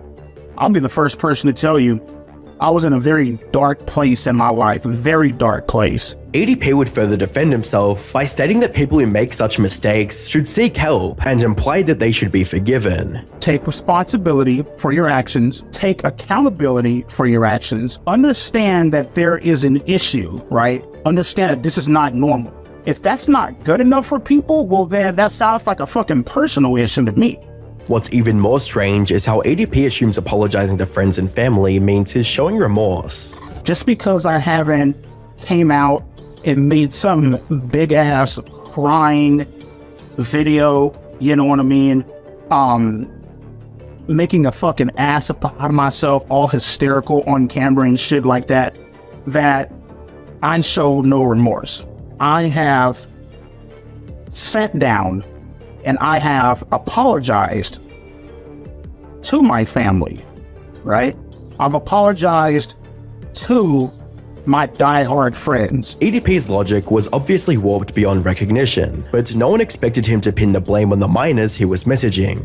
I made a video a long time ago where I talked about, obviously adults should be held accountable. They should get in trouble for messaging minors and engaging in those type of conversations in that particular way, right? I also feel minors should get in trouble for messaging adults. During his rant, EDP would also get flashbacks to the various sting operations that ruined his career and labeled the people exposing him as fake wannabes. This one chick, she messaged me, right? And she goes, "Oh my God, are you the real EDP?" I respond back with, "Bitch, how old are you? And who the fuck sent you?" Right? Because I know fucking well Skeeter John, Jidion, and all these fake ass wannabe Chris Hansen impersonating motherfuckers, more than likely they fucking sent you. EDP would even go as far as subtly threatening those who exposed him with lethal action. Just because you think a person is guilty or not guilty, right? What the fuck? Under the law, what the fuck gives you the right to go out and start harassing people? And then when they've decided that they've had enough and they pull out that gun and they shoot your motherfucking ass, right? All of a sudden, it was just a prank. The other recent upload that highlights EDP's lack of regret towards his predatory past was their Answering Tough/Interesting Questions video. Around 16 minutes into the video, EDP gave this response to a question regarding his life after the cupcake incident. Number 9, how has life been after what has happened? Life's been fucking great. You know what I mean? To be honest with you, I know a lot of motherfuckers were expecting me to be on some homeless bullshit and, not have my shit together and be down at the welfare office begging for food stamps and shit. Nah, my nigga, that's not the case, dude. Life has been fucking great, dude. As a matter of fact, as much as it sucked to go through that entire ordeal, it's kind of like it was God's way of saying, you know what? I need to make something dramatic happen in your life because you're hanging around the wrong fucking people. From EDP's perspective, everyone else was at fault for trying to expose his inappropriate activity with minors, and anyone who thought otherwise was a troll harassing him. As delusional as this perspective may seem, there was still a group of small hardcore fans who still supported EDP and wanted to see him continue making content. Looking at his current channel, EDP has over 25,000 subscribers and counting. However, considering his track record, it's unlikely that EDP's new platform will last much longer, especially after the release of this video. EDP445 is the prime example of the phrase, "you can't teach an old dog new tricks." He's still desperately clinging to a deteriorated career while trying to make the same content from his 2016 era. Time and time again, the internet has shown EDP that he is no longer welcome and made sure all of his social media accounts were banned. With that in mind, one can only assume that his current channel will receive the same fate, or maybe the internet has given up wiping off the stain that is EDP445. Sometimes the allegations are not even fully settled before the internet starts turning the story into another battleground. One of the most beloved creators on YouTube was just exposed for being a toxic manipulator by one of his exes, with allegations that, at least at a first glance, looked like they'd be the end of his career. Did you watch me sleep? Did you watch me sleep? Yeah, I actually did something to you while you were asleep too. What? I'm sorry, I just got this fetish that I do, you know. Well, I didn't hurt you, you're good, right? But just as his fans were beginning to panic, something happened that none of them saw coming. Corey not only beat the allegations in under 24 hours, he did so without saying a single word. Corey X Kenshin spent over 15 years cultivating his massive and, more importantly, loyal audience that loves everything about him. From his inspirational advice, "By God's grace, here I am, in front of you, telling you, you don't have any limits. And don't let anybody tell you that you do." and unfiltered reactions. Why he twisting like that? What the freak? What's good? What you trying to get into? To his all-around wholesome personality. Hey. Not to mention his content itself that keeps viewers glued to the screen, often waiting months for his next upload. Tap the crank, brother. Alright, I guess it's just...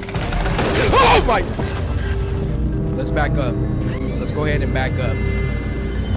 Yeah, I'm black. I'm not gonna sit there and let you power up. But while they were looking forward to the next entry into his horror game series, Corey's viewers received the news every YouTuber's fandom dreads the most. Corey was being accused of some heinous acts, including a straight-up crime, and it looked like there was nothing he could do to avoid getting cancelled. It happened on July 13th, 2025, when a Twitter user named TrueRipe made a post reading, "Just to spread it around, Panda Ninja XX Official on TikTok released an entire timeline regarding her abusive, manipulative, and absurdly toxic relationship with Corey X Kenshin." This tweet immediately went viral, gathering over 5.5 million views in just 2 hours. And to say things looked bad for Corey would be an understatement. Under this tweet were links to the 3-part TikTok expose series uploaded by Panda Ninja XX Official, one of his ex-girlfriends. Each part was a slideshow of text, essentially explaining how heartbroken Panda was at Corey ghosting her after their brief relationship, and how he tried to get back into her life years after breaking her heart. She began by accusing Corey of being manipulative because of how easily he ghosted her, stating, "You ghosted me not because you were confused, but to teach me a lesson. You made me feel like I had to shrink to earn a reply. Every move was calculated, even if I couldn't see it back then.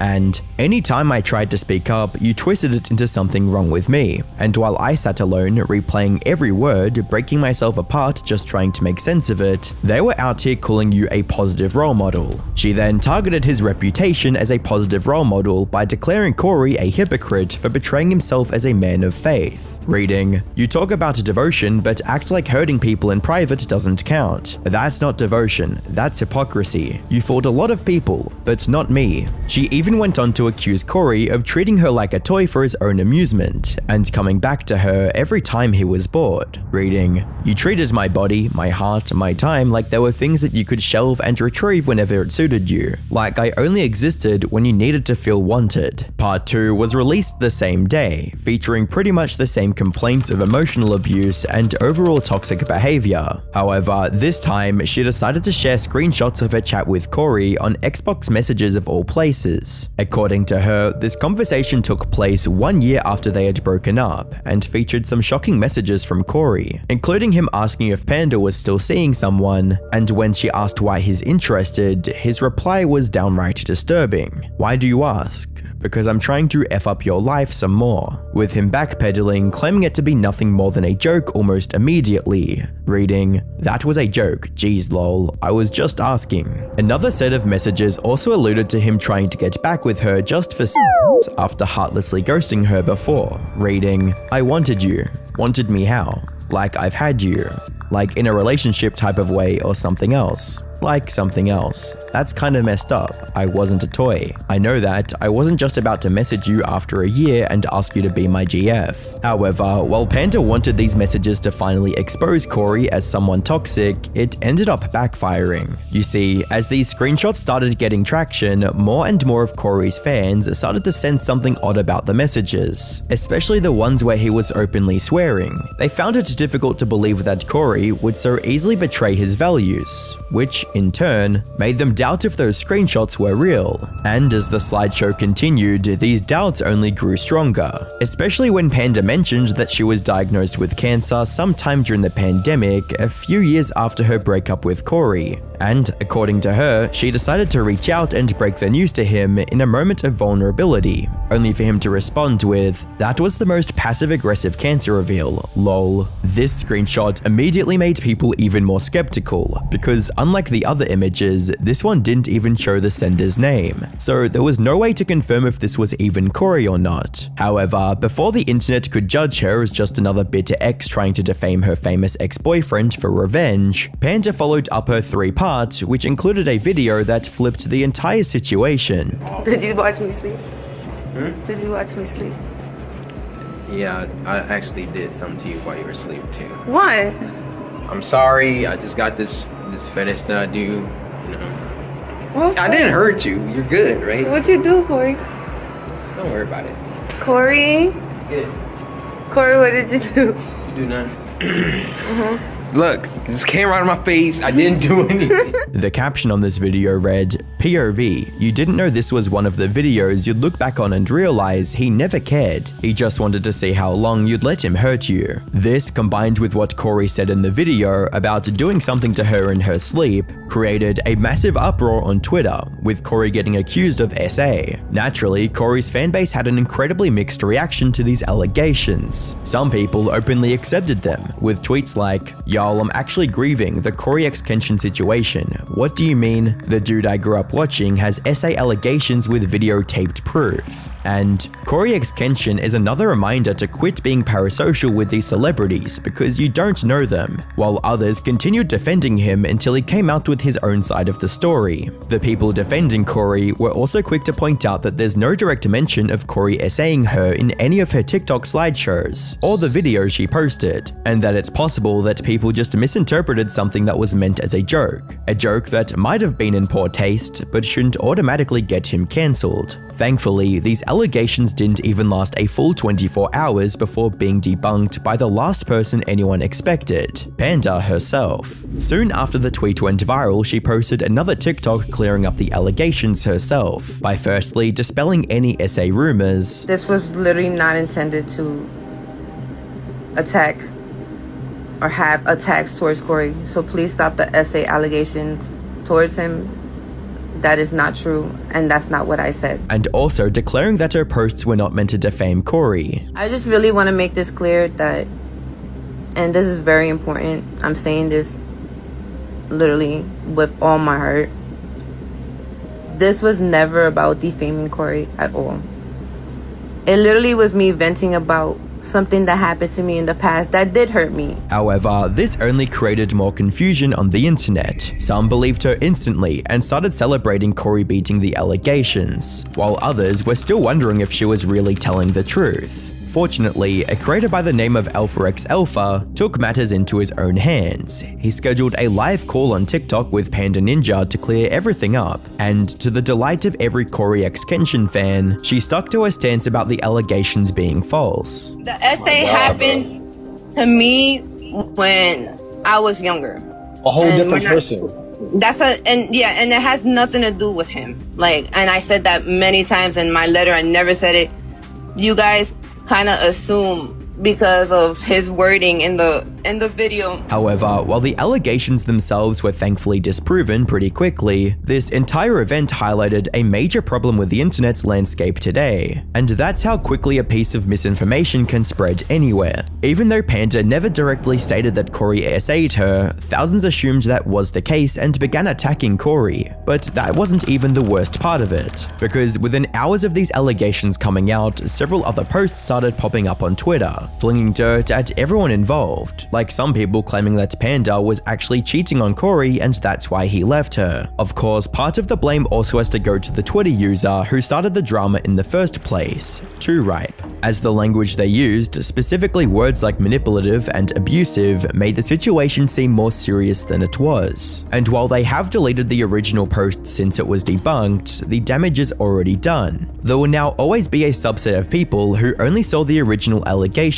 and would always assume Corey to be a horrible person in the future. But the person most responsible for spreading these allegations is still Panda Ninja herself, who claimed that she wasn't sharing her story to gain clout, but to vent her frustrations about how Corey hurt her. But no one's buying that excuse, with comments like, "This is so annoying, why would she vent this online? TikTok isn't your friend. Vent to Corey about how he made you feel or talk to a therapist. She literally couldn't be doing anything but clout chasing." And nope, I do not care. Venting is not what she did. It was a bitter ex mentality. You do not vent your feelings out on TikTok. TikTok is not your friend. She did it to absolutely damage Corey's reputation. She should have sorted things out with Corey, sought therapy for past traumas, and vented about it to friends and family. Even if we assume she was telling the truth, her posting the screenshots and video on the internet just to vent was plain irresponsible, since this could have easily spiraled into something big enough to jeopardize his career. Take Slazzo as an example. He was accused of being a grapist by his ex-girlfriend, resulting in the entire internet turning against him. And while he was able to definitively prove these allegations false, the mental toll of this whole experience forced him to retire from YouTube altogether. Fortunately, Corey's incredibly loyal fanbase rallied to his side immediately, stopping the allegations from taking hold until he had a chance to reply, which in turn pressured Panda into debunking the allegations herself. At the time of writing, Corey still hasn't even acknowledged the allegations, let alone responded to them. Though, considering how his fans have already cleared his name, it's unlikely that he ever will. He's in Paris currently, taking another one of his long breaks from YouTube. As for Panda Ninja, she has privated all of her TikToks, most likely because of the hate she was receiving. It's safe to say she won't be making any further accusations against Corey, allowing Corey to return to YouTube like nothing ever happened. And when a creator finally responds, the response can make the situation even harder to defend. Wilbur Soot experienced one of the craziest downfalls in YouTube history, with him getting exposed as an alleged abuser by his ex-girlfriend. It was this really funny story to tell, and a good bit to take my arm and bite me in front of everybody until I literally shout in pain. Making a half-baked response on Twitter, and subsequently getting disowned by anyone even remotely close to him. Even his most loyal fans were forced to turn their backs, as what he did was completely inexcusable, resulting in Wilbur disappearing from the internet completely. But fast forward to June 2025, and Wilbur Soot is back with a new video, desperate to regain what he once had. Unfortunately for Wilbur, the internet hasn't forgotten his depraved past just yet, and all this new video did was remind more people to unsubscribe from his channel. Now, I've already covered the allegations and controversy surrounding Wilbur Soot in extensive detail in a previous video, but if you missed it, here's a super quick refresher to bring you up to speed. Wilbur Patrick Spencer Gold, aka Wilbur Soot, started posting on YouTube all the way back in 2008, when he was just 12 years old. He created multiple channels over the years, but the one that helped him become popular for the first time in 2017 was Soot House, a channel where he narrated memes with friends. Wandanu, Stidza. Sports. He also launched a personal channel in March of 2019, where he posted Minecraft content alongside some of his original music. Then, in July 2020, he was invited to join the Dream SMP. This skyrocketed his career, allowing him to gain over 6 million subscribers by June 2022. His YouTube success also allowed him to form a successful indie rock band in 2021 called Lovejoy, where they would perform at various venues and festivals worldwide. However, his online empire came crashing down on the 21st of February 2024, when YouTuber and streamer Shubble, aka Shelby Grace, exposed him for being mentally and physically abusive during their relationship.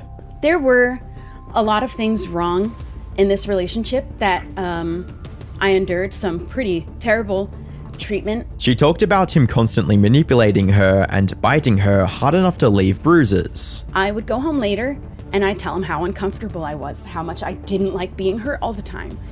And I needed him to really stop biting so hard.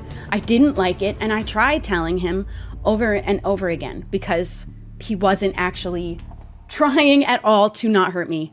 And while she didn't name drop Wilbur in her stream, it didn't take long for the internet to figure out who she was talking about. Wilbur addressed the allegations a week later with a statement on Twitter that was less about apologizing and more about deflection. As the top reply under his tweet puts it, "You started this off defending yourself by claiming you've changed, making it about you, then left the most simple yet important thing for last, an apology. Even then, your apology isn't an apology. You left it at for any pain I've caused, which lacks any accountability." His terrible response only made the backlash worse. But that wasn't even the end of it all. Because on March 8th, 2024, YouTuber Alice Cosplay also came forward with similar allegations against Wilbur. She even claimed that he attempted to SA her when the two arranged a meetup in 2021. Wilbur never addressed these new accusations and instead decided to vanish from social media and YouTube completely. In the meantime, his band Lovejoy continued to tour, performing in the US, Australia, and several Asian countries over the next year. Wilbur also quietly posted 3 covers on his secondary channel, but refused to acknowledge the controversy altogether. That is, until June of this year. After more than a year of silence, Wilbur Soot has finally returned on June 19th, with a video simply titled, "An Update Video." Hello, people of 2025. I hope you've all been well. And to everyone's surprise, he actually tried to address the accusations made against him. There's been a lot of different clashing labels and opinions about me on the internet over the past year, the loudest of which on both sides of the fence have been quite unhealthy, stemming from accusations made about me from just over a year ago. But what should have been a complete acknowledgement of his behavior and a sincere attempt to take accountability turned out to be just as hollow as his previous statement, with him once again refusing to apologize or offer any meaningful clarification. Okay. And look, I'm not here to drop any bombshells. I don't want to reopen any old discussions. I responded to the situation in February of last year, and I still stand by everything I said in that statement. I understand it was misinterpreted by some people, probably due to my wording, and I know some people are still looking for clarity. Wilbur claimed that defending himself would require sharing personal details he's not comfortable revealing. However, this clarity, the clarity I've offered to my close friends and my family, would mean publicly sharing deeply personal parts of my private life and my relationships with the internet. I've never been comfortable doing that, and I don't believe that should be the cost of being understood. And while a desire for privacy is understandable, it's unrealistic to expect everyone to simply take him at his word, especially after letting such serious accusations hang in the air for over a year without a single concrete response. A comment under the video perfectly summarizes the situation, stating, "If you want even the chance to be heard or forgiven, you need to tell your side. You can't expect people to blindly trust someone who's been said to hurt others. Either explain your side or be stuck where you've been for the past year being so quote busy." Though most other viewers weren't kind enough to give genuine advice and decided to mock him and his horrendous response instead, with comments like, "Legit felt like he was gonna pull a ukulele out. It looks like he's decomposing," and "Looks like a poor Victorian child who drank Sprite for the first time." Another part of the video that rubbed people the wrong way was him saying that he doesn't accept the labels the internet had given him. All I can say is that the labels that have been attributed to me by social media are not true, and I don't accept them. As if simply rejecting them is enough to make everyone forget accusations of that magnitude. As an angry commenter puts it, quote, "The label attributed to me is not true and I don't accept it," unquote. Well, I didn't know you could just do that. When your entire career and income depend on people watching and supporting you, you can't just opt out of public accountability. Wilbur either doesn't understand this, or worse, he's deliberately choosing to ignore it, hoping the controversy will fade out without ever having to face it head on. And as if to add insult to injury, he then shifted his focus to talk about his band Lovejoy and promoted their upcoming music. As you might imagine, the internet wasn't happy about this one bit, with posts like, "Promoting your music under a statement about your abuse allegations is effing insane. Him making a statement like that and then promoting his music afterward is a wild choice." Some even accused the whole video of being essentially clickbait to advertise his music, writing, "So what I got from this is that this video is an engagement trap to promote his music." He also announced that he would be returning to YouTube, but this time he won't be making any Minecraft content. I am coming back to making YouTube videos. However, I'm probably done with Minecraft for the time being. Instead, he'd be creating geography-related content. This is something I've had planned for a few years now. In fact, some of you may remember way back in 2022, I had an idea for a weird geography series. And would only upload this new content to his secondary channel. I also thought instead of publishing it on this channel, I would instead move my content onto my old channel, which I made in 2017. Which is the smart choice on paper. If he wants any chance at reviving his career, he can't target the Minecraft community again, as at this point, there's no place for him there. So he decided to follow the tried and true formula of disappearing from the internet for a while, suddenly returning with new content on a secondary channel, and pretending like nothing ever happened. After all, this method worked for the likes of Colleen Ballinger and Cody Ko, and surprisingly, it is working for Wilbur as well. At least for now. His main channel video was met with widespread dismissal, with him suddenly losing even more subscribers than before, and people in the comments joking about forgetting to unsubscribe, saying things like, "I love everyone gathering like, oh shit, we still had notifs on? I never unsubscribed, I just got the jump scare of the century."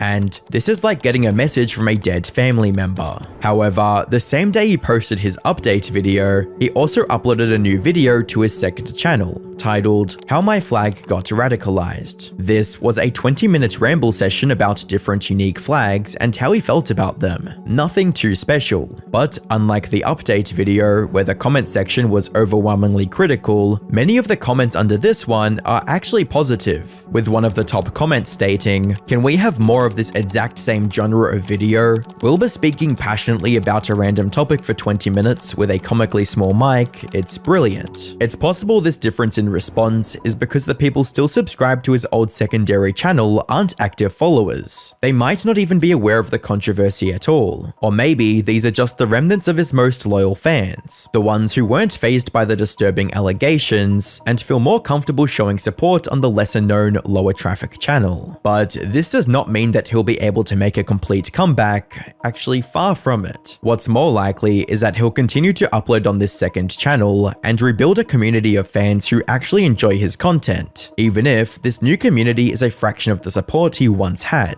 Of course, there's also a chance that the constant online backlash would force him to disappear once again. From there, the compilation moves into one of the messiest reputation collapses in the entire commentary space. Despite watching his entire platform crumble in a matter of days and avoiding the situation for over a year, I'm Alex has finally returned to share his side of the story. However, would said response be enough to turn the tide of public opinion, or will it reignite the controversy and drag his reputation down even further? This video is my response to allegations made by my ex-girlfriend Alice Hez, who I was in a relationship with for the majority of 2023. Alice hit me, kicked me, emotionally, verbally and physically abused me, as well as threatened me and blackmailed me constantly throughout our relationship. Last year, I made a video discussing the laundry list of allegations and evidence directed at the creator I'm Alex by his ex-girlfriend Alice Hez. To give a super brief overview, Alice released an 80-page document and a handful of videos that revealed a truly disturbing side of Alex. During their 9-month relationship, it was alleged that Alex constantly abused, emotionally manipulated, and threatened Alice in the worst ways imaginable. From calling her a dumb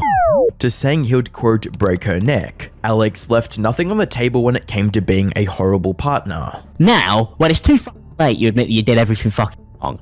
But when it actually matters, when you should lay down like a good dog, you don't do it, you fight for some reason. I don't know why you fight, because you're losing, because you end up admitting that you fucked it all up anyway, so it's just weird, and I know that you're going to end up admitting that you fucked it all up. Alleged verbal abuse was only the beginning for Alex, as he eventually resorted to alleged physical violence by the end of their relationship. According to Alice, he'd hit her on 2 occasions, when they initially moved in together, and right after they broke up. Alex's toxic behavior wasn't limited to his then girlfriend, as he was discovered to be still stalking another one of his exes and kept intimate images of them. Throughout their time together, Alex was radically toxic, and it was only after they separated that he began showing Alice some tenderness, specifically with a 24-minute recording begging her to come back. I could do no wrong.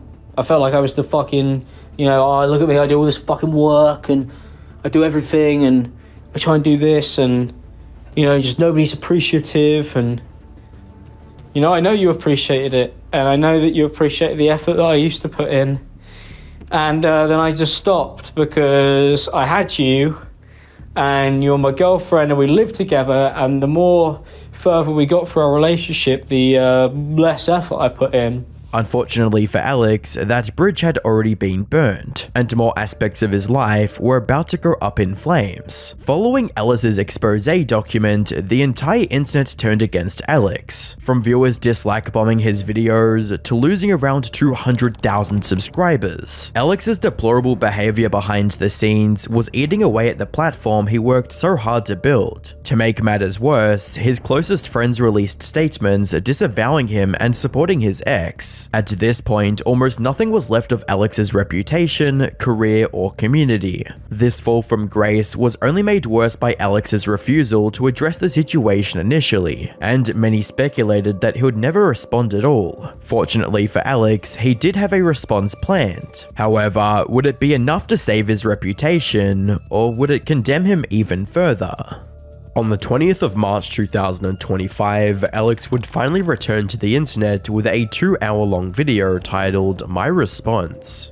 This video is my response to allegations made by my ex-girlfriend Alice Hez, who I was in a relationship with for the majority of 2023. Alice hit me, kicked me, emotionally, verbally, and physically abused me, as well as threatened me and blackmailed me constantly throughout our relationship. Alice has continued to harass me by posting false information about me, as well as fabricating stories about our relationship online to this day. To start things off, Alex addressed the claim from Alice that he was under police investigation and listed in the Clare's Law database. According to Alex, there couldn't have been a police investigation since law enforcement never contacted him, and his name was not on the Clare's Law website. Furthermore, Alex highlighted how Alice shouldn't be able to share any information about an ongoing investigation, and even if she did, her private comments on the issues kept contradicting each other. Alice wrote all of these messages and posted the document knowing that the police investigation was a lie, as it would not be possible for Alice to share any information if this was at any point an ongoing case. From Alex's perspective, the supposed police investigation was only included to heighten the severity of the situation publicly and push the narrative that he was a criminal. While there was a possibility of that being the case, the way Alex was presenting Clare's Law was nowhere near accurate. You see, Clare's Law doesn't operate like typical criminal records, and it is not as severe. Clare's Law is simply a paper trail that police in the UK can reference in the event that someone is suspected of or reported for domestic abuse, with their website stating, Clare's Law, also known as the Domestic Violence Disclosure Scheme, is a police policy giving people the right to know if their current or ex-partner has any previous history of violence or abuse. abuse. The way Alex was presenting it made it seem like Alice was calling him a criminal, but the actual nature of the policy was more of a preventative measure. The next topic on the table was how Alice supposedly fabricated, hid, and altered many aspects of her story to preserve a one-sided narrative of him being an abuser, from changing aspects of her Google Doc to blocking people for calling out her inconsistencies on Twitter. Alex presented viewers with the idea that Alice was intentionally lying about the events that transpired in their relationship. When Alice's story was questioned by people on Twitter, she responded with threats to delete my phone number whilst also insulting me and anyone who pointed out these inconsistencies in her document. Alice would then block these people after arguing and insulting them for replying to her posts as they were highlighting many of the inconsistencies and lies that Alice had made. Alice changed her Google document multiple times to hide these criticisms and has cropped messages that showed her using the same racial slurs that she had accused me of bringing into our relationship, as it directly contradicted her story. One of the more serious aspects of the story that Alex touched on was the notion that he wasn't at all abusive in the relationship. To support his idea, Alex shared screenshots and parts of Alice's Google Doc that show her admitting to physically abusing him on multiple occasions. He also stated that Alice had fabricated one of the physical confrontations they had early on in their relationship and blown it out of proportion. I had told my friends that Alice had been hitting me. Alice denied this on text when she found out and threatened to sue me if I continued to tell people she had been hitting me throughout our relationship. Alice says that my story will contradict hers, and that is because Alice knows that our relationship is not how she has portrayed it online. Alice says we had a huge fight where I dragged her, covered her mouth, and put her in a headlock, and that this happened on the 19th of October, a few days after we had moved in with each other. There are no texts from this time that even suggest that we were fighting or had been in a fight, and that's because this did not happen.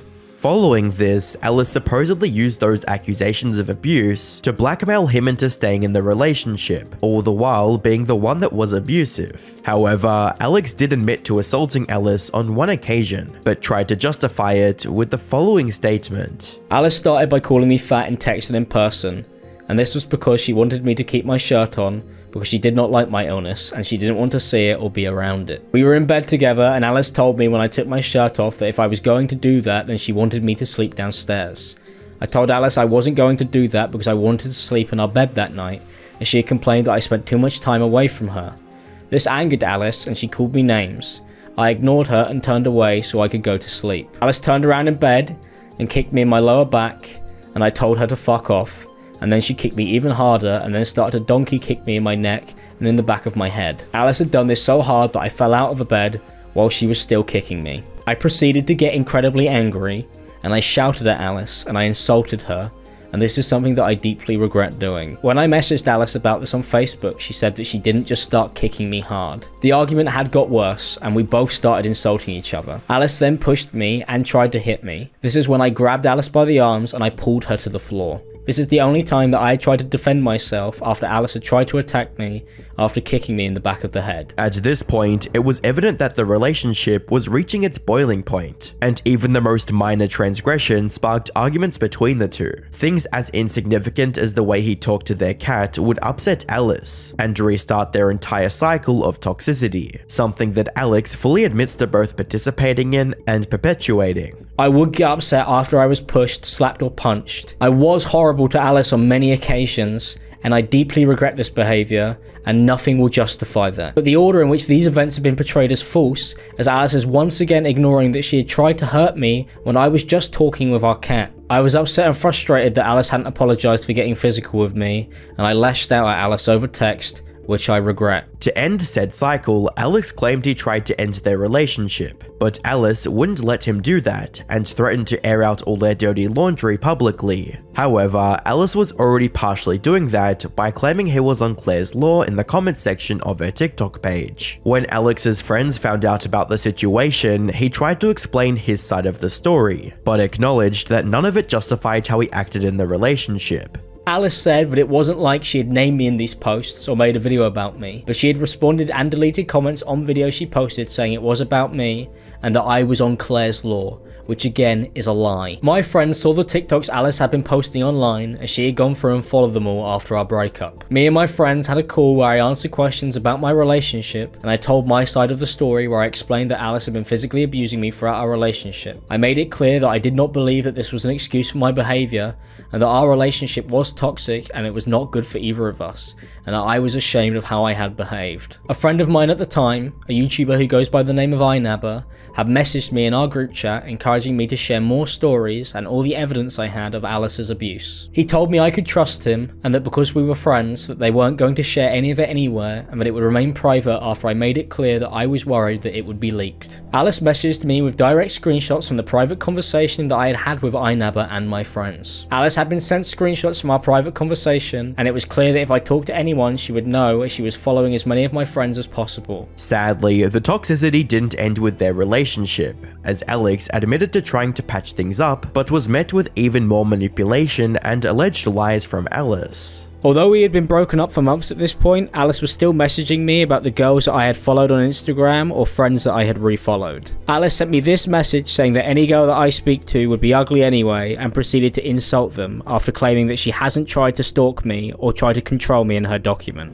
I refollowed my friends when it became clear to me that I was being manipulated and blackmailed by Alice. This is because Alice had unfollowed them on my phone. I did not follow many girls that I had had relations with, and we had not been together for months at this point. Alice has posted texts and videos of me begging for her back and apologizing to her. I understand how irrational my behavior looks, as I was going from one extreme to another emotionally. I was desperate for any form of solution, as it is clear from the voice notes and videos that Alice has shared that the constant emotional manipulation was having a severe effect on me, and I was saying whatever I thought I had to at the time to end the constant arguing, fighting, and blackmail. For the rest of the response, Alex outlined several misinterpreted events, lies, and manipulated narratives that made up Alice's document. From demanding access to his phone to find incriminating evidence, to admitting her own mental issues but focused on his. Alex wanted to show viewers that she wasn't as innocent as she claimed. However, does Alice allegedly being manipulative or malicious absolve Alex of his own abusive behavior? Viewers didn't think so, and bombarded the video with dislikes and critical comments, such as, "All I'm going to say is that you're in no position to cry about the internet not giving you a chance to respond fast enough when you threw your friend Slazzo under the bus the moment you had the chance, with false claims. You guys are both wrong here, and that you were both part of a severely toxic relationship," as well as, "I don't think anyone will ever know the truth apart from those two and the cat." While Alex had cleared the air on many of the accusations, he hardly touched on his own faults in the situation,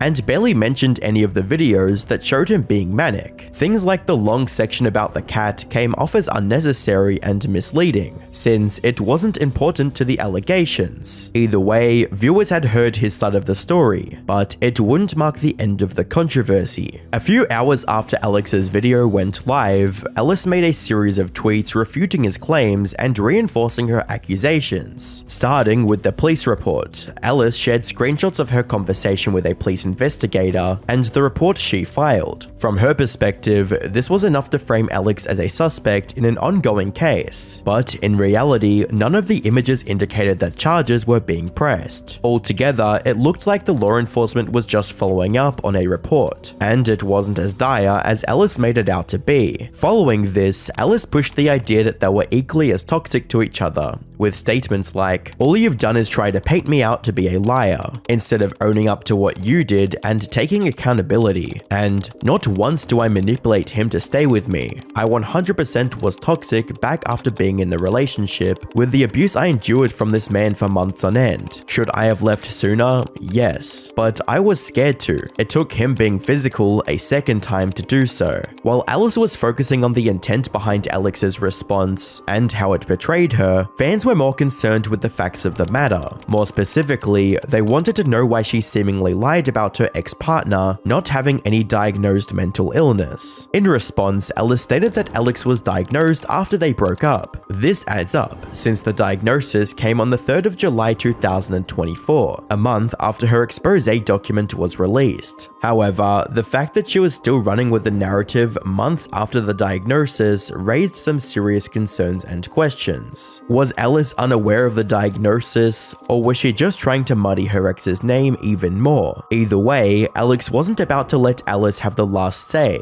as he released yet another response, reading, "The stories that are in this report have been fabricated. Alice falsely accused me of pulling her to the ground and putting her in a headlock on the second day of living together in the report, despite her writing in her document that it happened on the 4th. There is no evidence to back up these claims in Alice's story. While it isn't possible to access Alice's original Google Doc, what Alex says about the dates is true when you compare the police report to what was said in the doc. Following this, Alex talked about how Alice was still lying about not being an abuser, who claimed she never kicked him in bed, reading, "Alice says there is no text evidence of her kicking me, despite the screenshot she has responded to clearly showing Alice admitting to kicking me, and that she had a reason for why she had done this, as it was due to me sleeping shirtless." Alex continued by highlighting 2 other times that Alice had lied publicly. One was in a deleted tweet, where she claimed none of her statements were fabricated, but that's already been proven false. The other was during the aftermath of their relationship, when Alice tried to frame Alex's gifts and pleas to get back together as harassment, when she was the one who asked him to do it, reading, "Alice also wrote in her report that I was harassing her despite me trying to end our relationship multiple times. Alice told the police I was harassing her by sending her letters and a bear, 2 things that she'd asked me to do, which she then used to build her story to the police and document." Regardless of what happened between them, Alex made sure to acknowledge his faults in the situation and promised viewers he'd be a better person, reading, "This isn't an excuse for my behavior, which I made clear in the video, and in my psychiatric document where I openly discussed being verbally abusive towards her with my psychiatrist. I apologized many times privately to Alice for how unacceptable it was, which can be seen throughout the video as I tried to sort this out privately on many occasions. I am deeply sorry for things turning out this way. It is my responsibility to be better."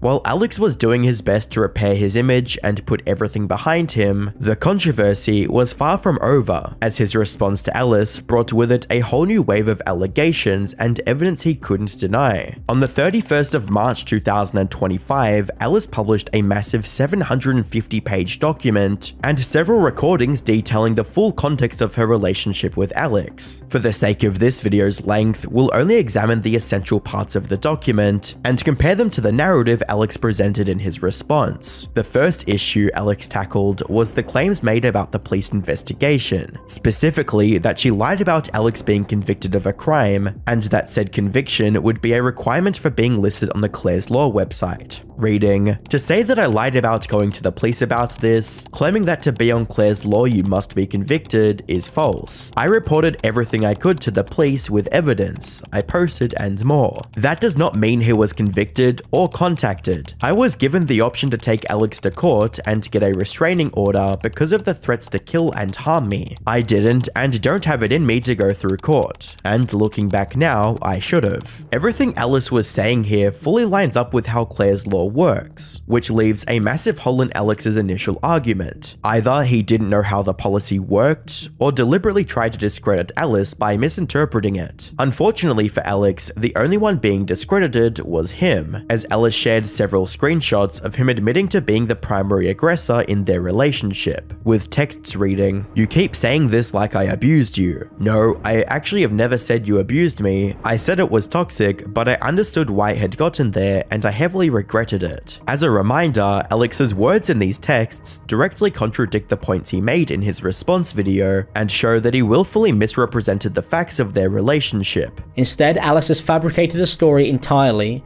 and has accused me of being physically abusive to hide the fact that she had been slapping, punching and kicking me throughout our relationship, something that she had tried to hide from a document and has lied about on Twitter publicly. As if that wasn't bad enough, Alice also revealed that the only reason she released her first post Google Doc was because Alex was pressuring her to stay quiet about their relationship. Reading, I'd like to mention at this point, I had zero plans on making any statement or going public. It was the messages of him telling me to keep quiet about it that influenced my decision, and the raw fact that I wanted to clear up why I had been tiptoeing around on TikTok at the time. Above that statement, Ellis included a collection of screenshots of Alex reaching out to her about posts and comments people were linking back to him. Reading, hey Alice, a lot of people have started to read into the posts you've made about us. I understand you're venting and I don't want to invalidate that. The posts are putting me in a really difficult position, especially because people are talking about how I haven't addressed any of it. I don't want to have to talk about it or risk making this bigger or worse for both of us. We both made mistakes that I know we regret. I'm not happy about how any of it ended and I wish every day it was different. From the very beginning, Alex knew how much damage Ellis's statements would do to his career and was desperately trying to keep it out of the public eye. Sadly, his attempts to keep everything secret would be the very thing that revealed them. Following this, Alice touched on the claim that she kicked Alex in bed for being, quote, fat, and pointed out how it didn't line up with what he said in their texts. Reading, he then says I kicked him in the bed a few times for being sweaty. Again, a lie that has now changed into another story, claiming kicks in the head and calling him fat. This was the situation where I pushed him off me in bed. Yes, him being sweaty played part in that, and the fact I didn't want him near me after being mean to me in an argument prior. I didn't kick him out of the bed physically. Again, this directly contradicts the story Alex presented to viewers in his response. Originally, she seemed supportive,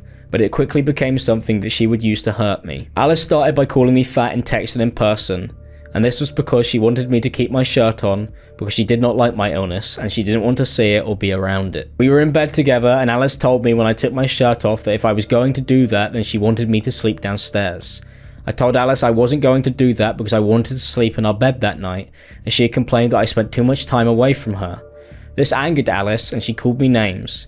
I ignored her and turned away so I could go to sleep. Alice turned around in bed and kicked me in my lower back, and I told her to fuck off, and then she kicked me even harder and then started to donkey kick me in my neck and in the back of my head. Alice had done this so hard that I fell out of the bed while she was still kicking me. I proceeded to get incredibly angry, and I shouted at Alice and I insulted her, and this is something that I deeply regret doing. When I messaged Alice about this on Facebook, she said that she didn't just start kicking me hard. Not only that, but the other instance of abuse over the cat that Alex tried to pin on Alice was wholly discounted by both parties in DMs, with Alice stating, I never hit you or punched you in the face, with Alex responding, I only asked because it's been so much recently and I've been really trying not to message you. Sorry I didn't accuse you of like actually beating me up, and I didn't explain it like that. With another message stating, I think we chalked it down at the time to a misunderstanding. I'm looking at now. Obviously, it's just been hard with so many people asking, but I swear I only replied once, then cut everything off. What's even more concerning is how nowhere in the messages did Alex mention a history of Alice physically abusing him, and only seems to bring it up when he was making a response video. Lying about being abused and exaggerating parts of their relationship was becoming a very distinct pattern with Alex, as he also lied about not breaking her monitors in his response,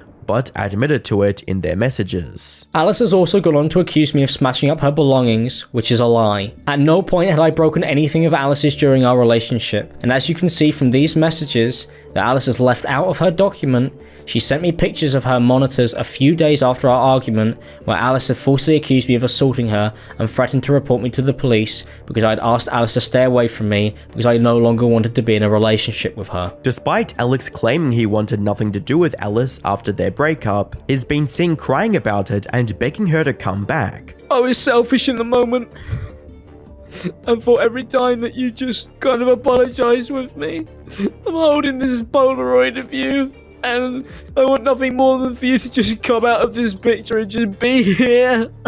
I want my Alice back. God, I want you back more than anything in the fucking world. And the way that you feel about me, what I have done, I'm never ever, I'm never gonna be able to change that. these contradictions were only the tip of the iceberg, as Ellis's document points out numerous other examples of Alex either misrepresenting facts or outright lying about the course of events. However, whenever that fact was pointed out, Alex tried to pin the blame on someone else. You just fucking misrepresent everything and tell it in a completely different order is fucking sickening. Like, I'm actually so fucking fed up with the way that you on purposely, like, fucking tell events. It's like driving me up the fucking wall.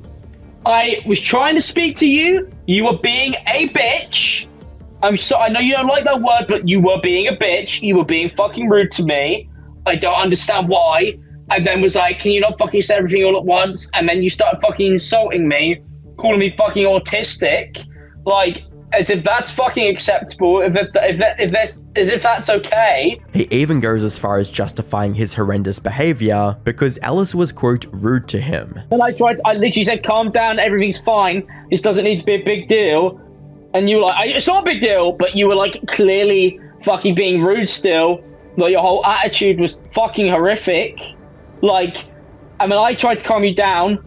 And then you started being weird, like fucking not talking to me, walking past me, not looking at me, like on purposely trying to antagonize me at that point. Because at that point you decided that you want to fucking annoy me for some reason. Like, I was just telling you to calm down because I didn't want to have to clean everything in a miserable fucking mood. That was what I was telling you to do. I was like, stop doing this because it doesn't have to be like this. But it always has to be like this with you. It's always fucking miserable. Everything's always it's always fucking miserable with you. I don't understand. I got so much shit on. And you know it. Like, I'm trying to prepare everything for tomorrow. I was trying to, figure out why I don't have any fucking money because it's been fucking stolen from me. 70 fucking grand. You couldn't even fucking imagine. While Alex did a majority of the harm in their relationship, Ellis wasn't going to ignore the fact that she still played a part in their toxic cycle, reading, "I retaliated badly in this relationship and I will forever be apologetic for the words I used that offended others. But it is the right thing to do, after he has lied about the whole relationship, to just put everything out there from both sides. I will not hide from anything I've done because I truly do want to move on from this, heal, and better myself." It's safe to say that Alex didn't expect any of this to become public knowledge when he initially released his response video. That's why he felt so comfortable twisting the story to make Alice look like the abuser. Now that it's all out in the open, there's very little room for misinterpretation. When Alex made his response video, many thought he'd be at least able to bring new evidence and a fresh perspective on his relationship with Alice. Unfortunately, all he managed to do was wreck his reputation by lying, manipulating, and obscuring events in effort to accuse Alice of things he was guilty for. Yes, many aspects of their relationship were blown out of proportion or unverifiable, but the parts that were still true cast a long shadow over Alex's career, threatening to bash her head in, degrading her in texts, and physically assaulting her aren't things that can be overlooked, especially when you consider how harshly Alex criticizes other people for lesser offenses. Whether or not Alex will make another response to the 750-page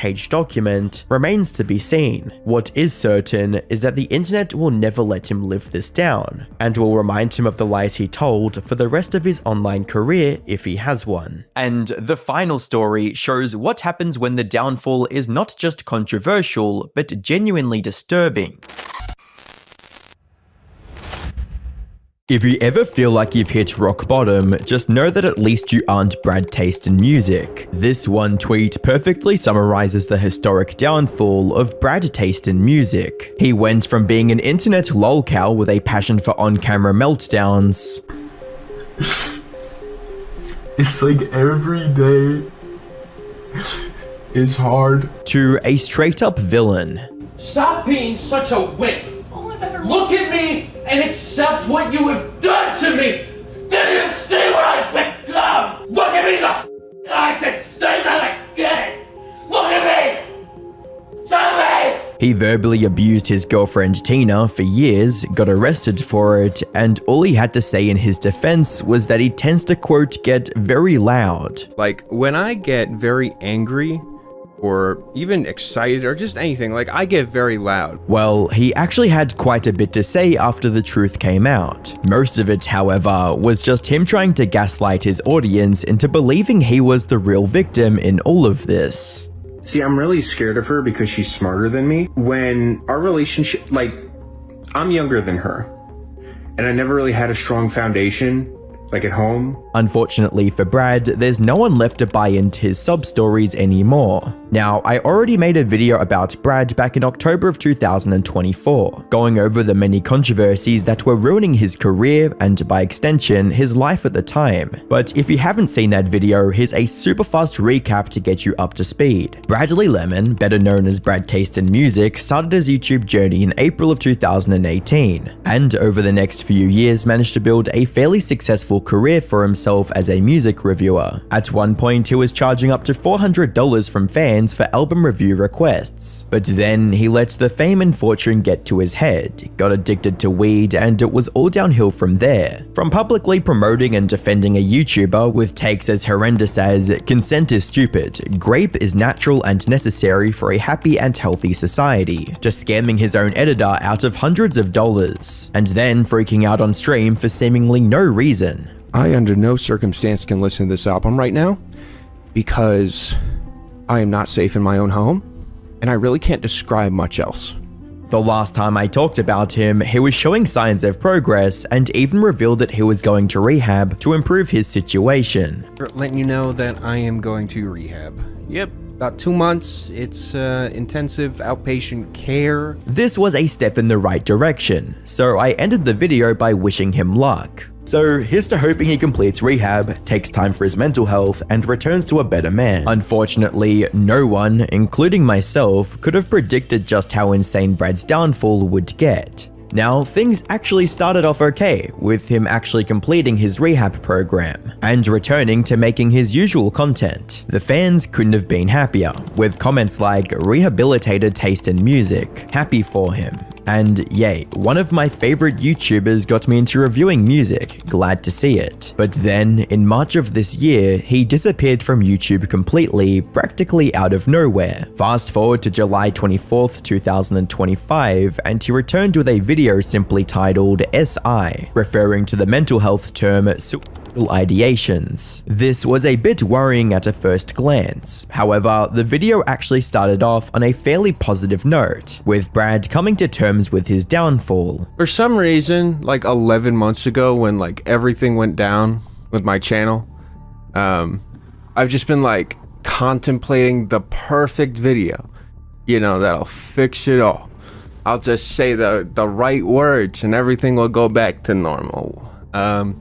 I have learned since then that that is not reality, and I don't want it to be reality. But then he started explaining what was going on behind the scenes, and things fell apart quickly. A few minutes into the video, he began trash talking his ex-fiancée Tina, how she made the situation even worse by apparently getting mad at him for not resolving the controversies more quickly, ultimately stressing him even more than he already was. Like doing a stream, and then I left. I go to the kitchen. I see her sitting on the couch like screaming and crying. And I'm pissed off because like I'm trying to focus to get work done. He also accused her of secretly recording one of their arguments, which he felt was highly immoral. I was fucking pissed. I was just like mad because I'm trying to fucking figure everything out in like an impossible situation. You know, trying to get things back to normal so that like we could live a normal fucking life. And she repays me by recording me in my house without my knowledge. She sends it to my parents. She sends it to friends. She sends it to people who are associated with Hive Mind. He ended this segment about Tina by disclosing that she apparently called the cops on him and got him arrested for domestic violence, when all he wanted was to end the relationship and to make her leave. I pay the bills for this entire place, you know, like I'm keeping it up. You don't contribute shit to the equation. Get out. She calls the cops on me, and they have me arrested for domestic violence. Now, Brad was likely hoping to farm sympathy points with this video. Why else would he share such a massive part of his private life that no one was asking him about? His relationship was a thing of the past. The viewers had moved on by this point. Even if we give him the benefit of doubt, this was still a case of extreme oversharing with the internet, and maybe Brad would have actually received the sympathy he was looking for, if not for the fact that his entire story was manipulated to throw all of the blame on Tina and make himself look like the ultimate victim. Something about this video felt disingenuous, especially when the true feelings slipped out, like when he insinuated that getting disowned by Hivemind, a music YouTube channel he collaborated with, after Tina sent them the recordings, was worse than losing his partner of 5 years. It's one thing like losing your partner, it's another thing like with losing Hivemind. This hinted at the possibility that he never truly cared about Tina in the first place, which, in turn, called his entire story into question. Luckily, fans didn't have to wait long to hear the other side of the story from Tina. A day later, Tina came forward on Twitter in a response to this video, writing, "Might be time to deplatform my abuser," and honestly, he's doing a pretty good job of deplatforming himself. In other words, Tina essentially accused Brad of being the abuser instead of the victim he was making himself out to be. Later the same day, she came out with a much more detailed thread going over her experience and why she stayed quiet all this time, stating, "I'm sifting through the many notes, audio recordings, and screenshots I have dating back to 2019. I'm not sure how much I want to share, if any. Please understand, I spent 5 years with this person, and he was paying me to work with/for him for less than 2 years of that. I do not want him to hurt himself, and I do not want to get into legal trouble. I have been silent for the past year because I wanted to see him get better, and I desperately wanted to move forward with my life after spending half of my 20s being abused. It's clear he still wants to punish me for the consequences of his own actions. This is not a new thing for me, as he did that the entire length of our relationship. After almost 6 years of trying my hardest to protect him, despite the abuse, I just don't have it in me anymore. I am not a public person, never have been. I am trying to handle things in the best way that I can. Right now, I just need time to figure out the best way to move forward. I don't have anything compiled or prepared, because revisiting it is incredibly triggering. Put simply, she went through a lot, and was still on the fence about taking part in a drama about a relationship she escaped months ago. The internet, on the other hand, was quick to make a decision. Given the strange tone of Brad's video and his previous actions, many believed that Tina was the one telling the truth, resulting in overwhelming support for her and just as intense backlash for Brad. A big part of this also stemmed from his own fans who'd seen Tina in the background of his content countless times, recognizing that she was far from the bad person Brad was making her out to be, with one such comment on Reddit stating, "We really went from Brad being an up-and-coming reviewer with a unique persona and good audience engagement on stream, to him being a domestic abuser lolcow. This is somehow a little bit worse if you've watched his content in the past. Tina, his now ex, was legitimately one of the most supportive people I've ever seen. Ever. She would help him out on stream, talk to chat, bring him food, managed his socials for a while during/after he got hacked, and defended him tooth and nail in her personal account many times. It was beyond a, oh, he's my partner and I got to support him thing. She actually did everything in her power to make things better and easier for him. I can't imagine what the F he was thinking when doing all of this. He was even dropped by his label Flex Entertainment on the same day. This only added more fuel to the fire, burning a hole through Brad's reputation. After all, why would a company remove one of its biggest moneymakers if he was innocent? Surprisingly, Brad's reaction to all of this was far more level-headed than anyone would have expected, or at least that's how it started out, and then became progressively worse with each passing day. On the 27th of July, he uploaded a new video titled Just 2. This was a direct follow-up to his SI video, and while he didn't address the allegations directly, he did admit that his previous video was terrible in all regards. I released a video a few days ago, and it was something that was called SI, and it was supposed to be talking about my experience with, battling through all this mental health shit for the last year, and it was a fucking terrible idea. The video ended up being extremely exploitative of my ex. He also apologized to his audience and announced a year-long break away from the internet. I am going to disappear for a year, and see around this time next year if I'm ready to try again. Because I'm clearly not ready for this, and I am rightfully being called out for honestly just terrible behavior, extremely irresponsible behavior.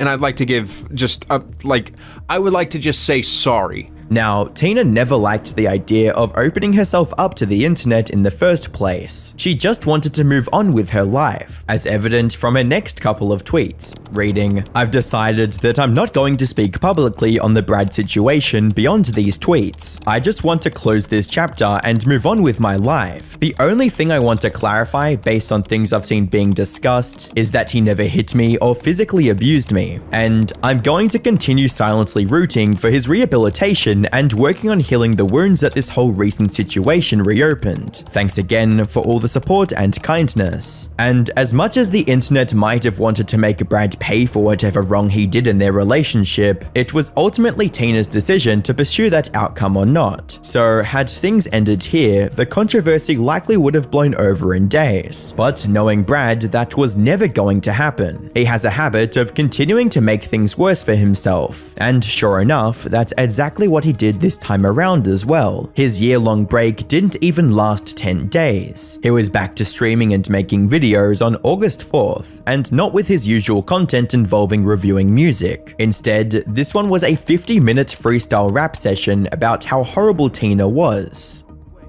Cause of the shit that she would say, just to ruin my fucking day. My God, telling you, it's like blackmail on my iPod on repeat, man.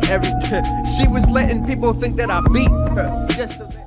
He likely saw Tina back down and interpreted her patience as cowardice, giving him the confidence to come back just to mock and belittle her further. But this was a step too far, and the viewers were having none of it. Man made a 50-minute diss track on a woman he abused. What the actual F? Now he's in the career nerfing stage. This guy is far gone from getting help. I'm sick to my stomach that I was a fan of this guy. The backlash was intense enough that he went back to his default setting of looking miserable and gaslighting his audience. On August 5th, he uploaded yet another video titled My Statement, trying to explain his side of the story once again. And just like before, it was filled with nothing more than lies and gaslighting, with him literally opening the video with his victimhood complex.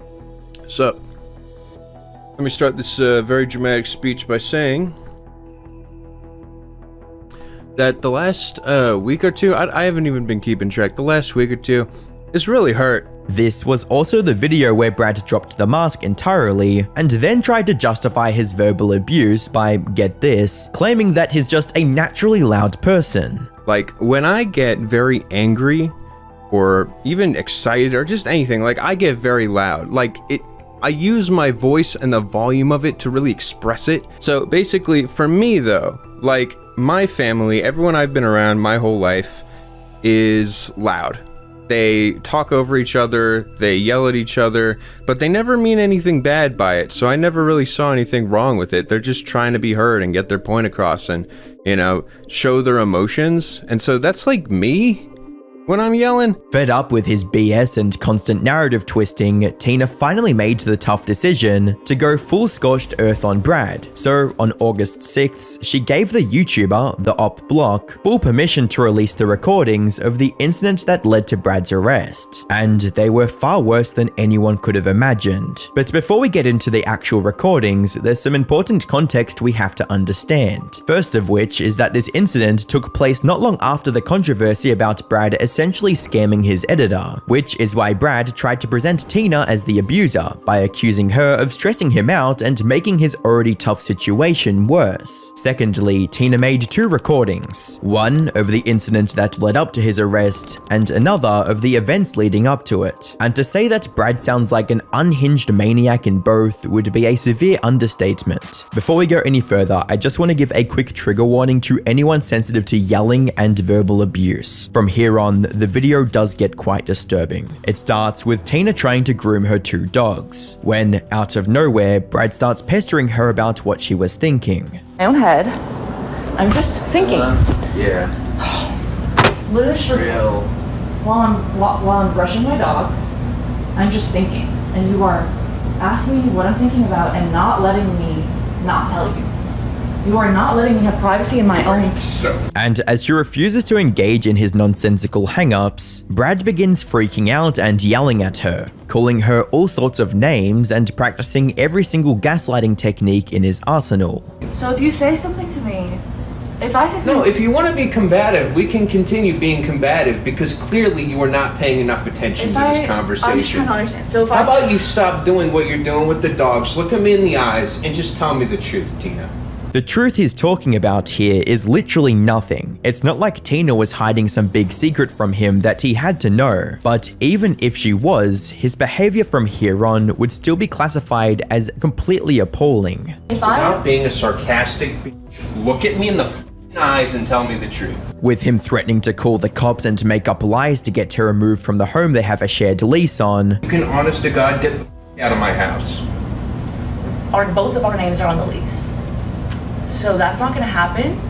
And also, you are not I'm entitled... going to call the police. Yeah, I will get you out of here. I will make a story up. I will get you out of here, both Tina. of our names are on the lease, so you will not be doing that. And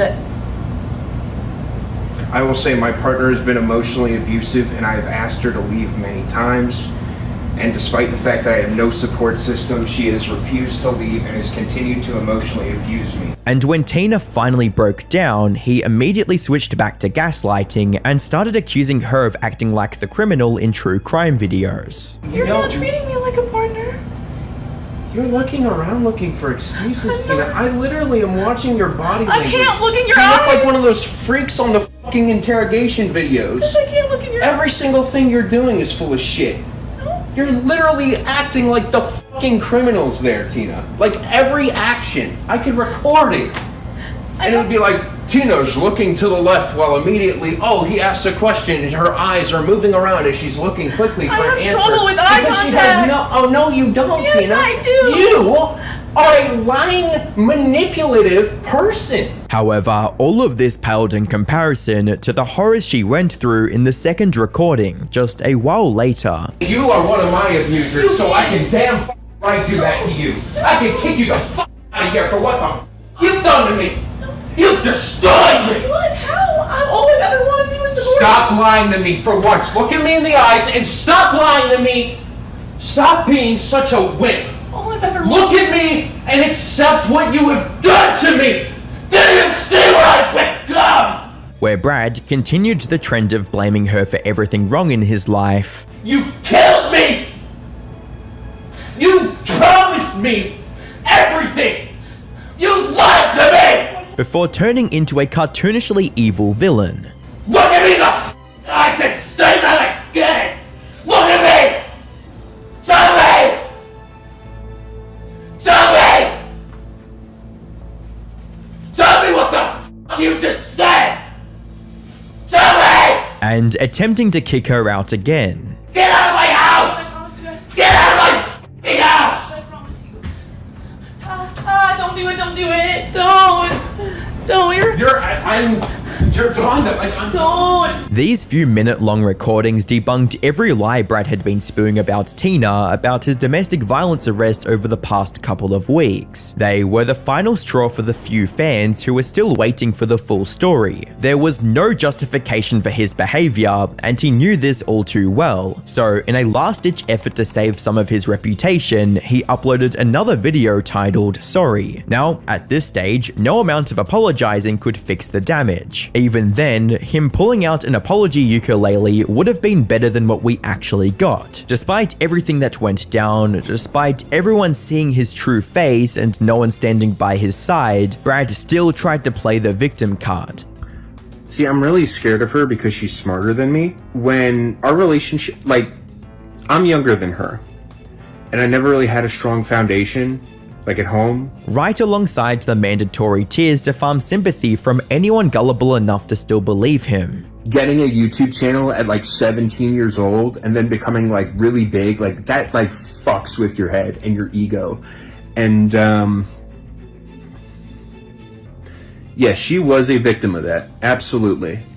And right now, she is getting the support that she deserves. And again, if you're just hate watching this, she is in a horrible situation right now. Something I haven't mentioned till now is that starting with the SI video, Brad kept deleting everything he posted just hours later, and the sorry video was no different. Now, there were some rumors that his channel got hacked, especially since someone posted a Google Drive link on his community tab containing the 2 recordings right after, though it's also possible that this was the work of one of his moderators who still had access to the channel. In either case, one thing is super clear: no one likes Brad anymore. The little support he had left after the previous round of controversies is gone as well, replaced by mountains of hate from former fans who feel terrible for supporting an abuser in the past. The best course of action for Brad now would be to quit the internet and leave permanently. As a commenter puts it, he's not sorry for anything he did, he's just sorry he got caught. If he even felt remotely sorry, he'd quit the self-victimizing act, leave her alone already, and just abandon the internet altogether. Otherwise, he'll keep getting raked over the coals for the rest of his life.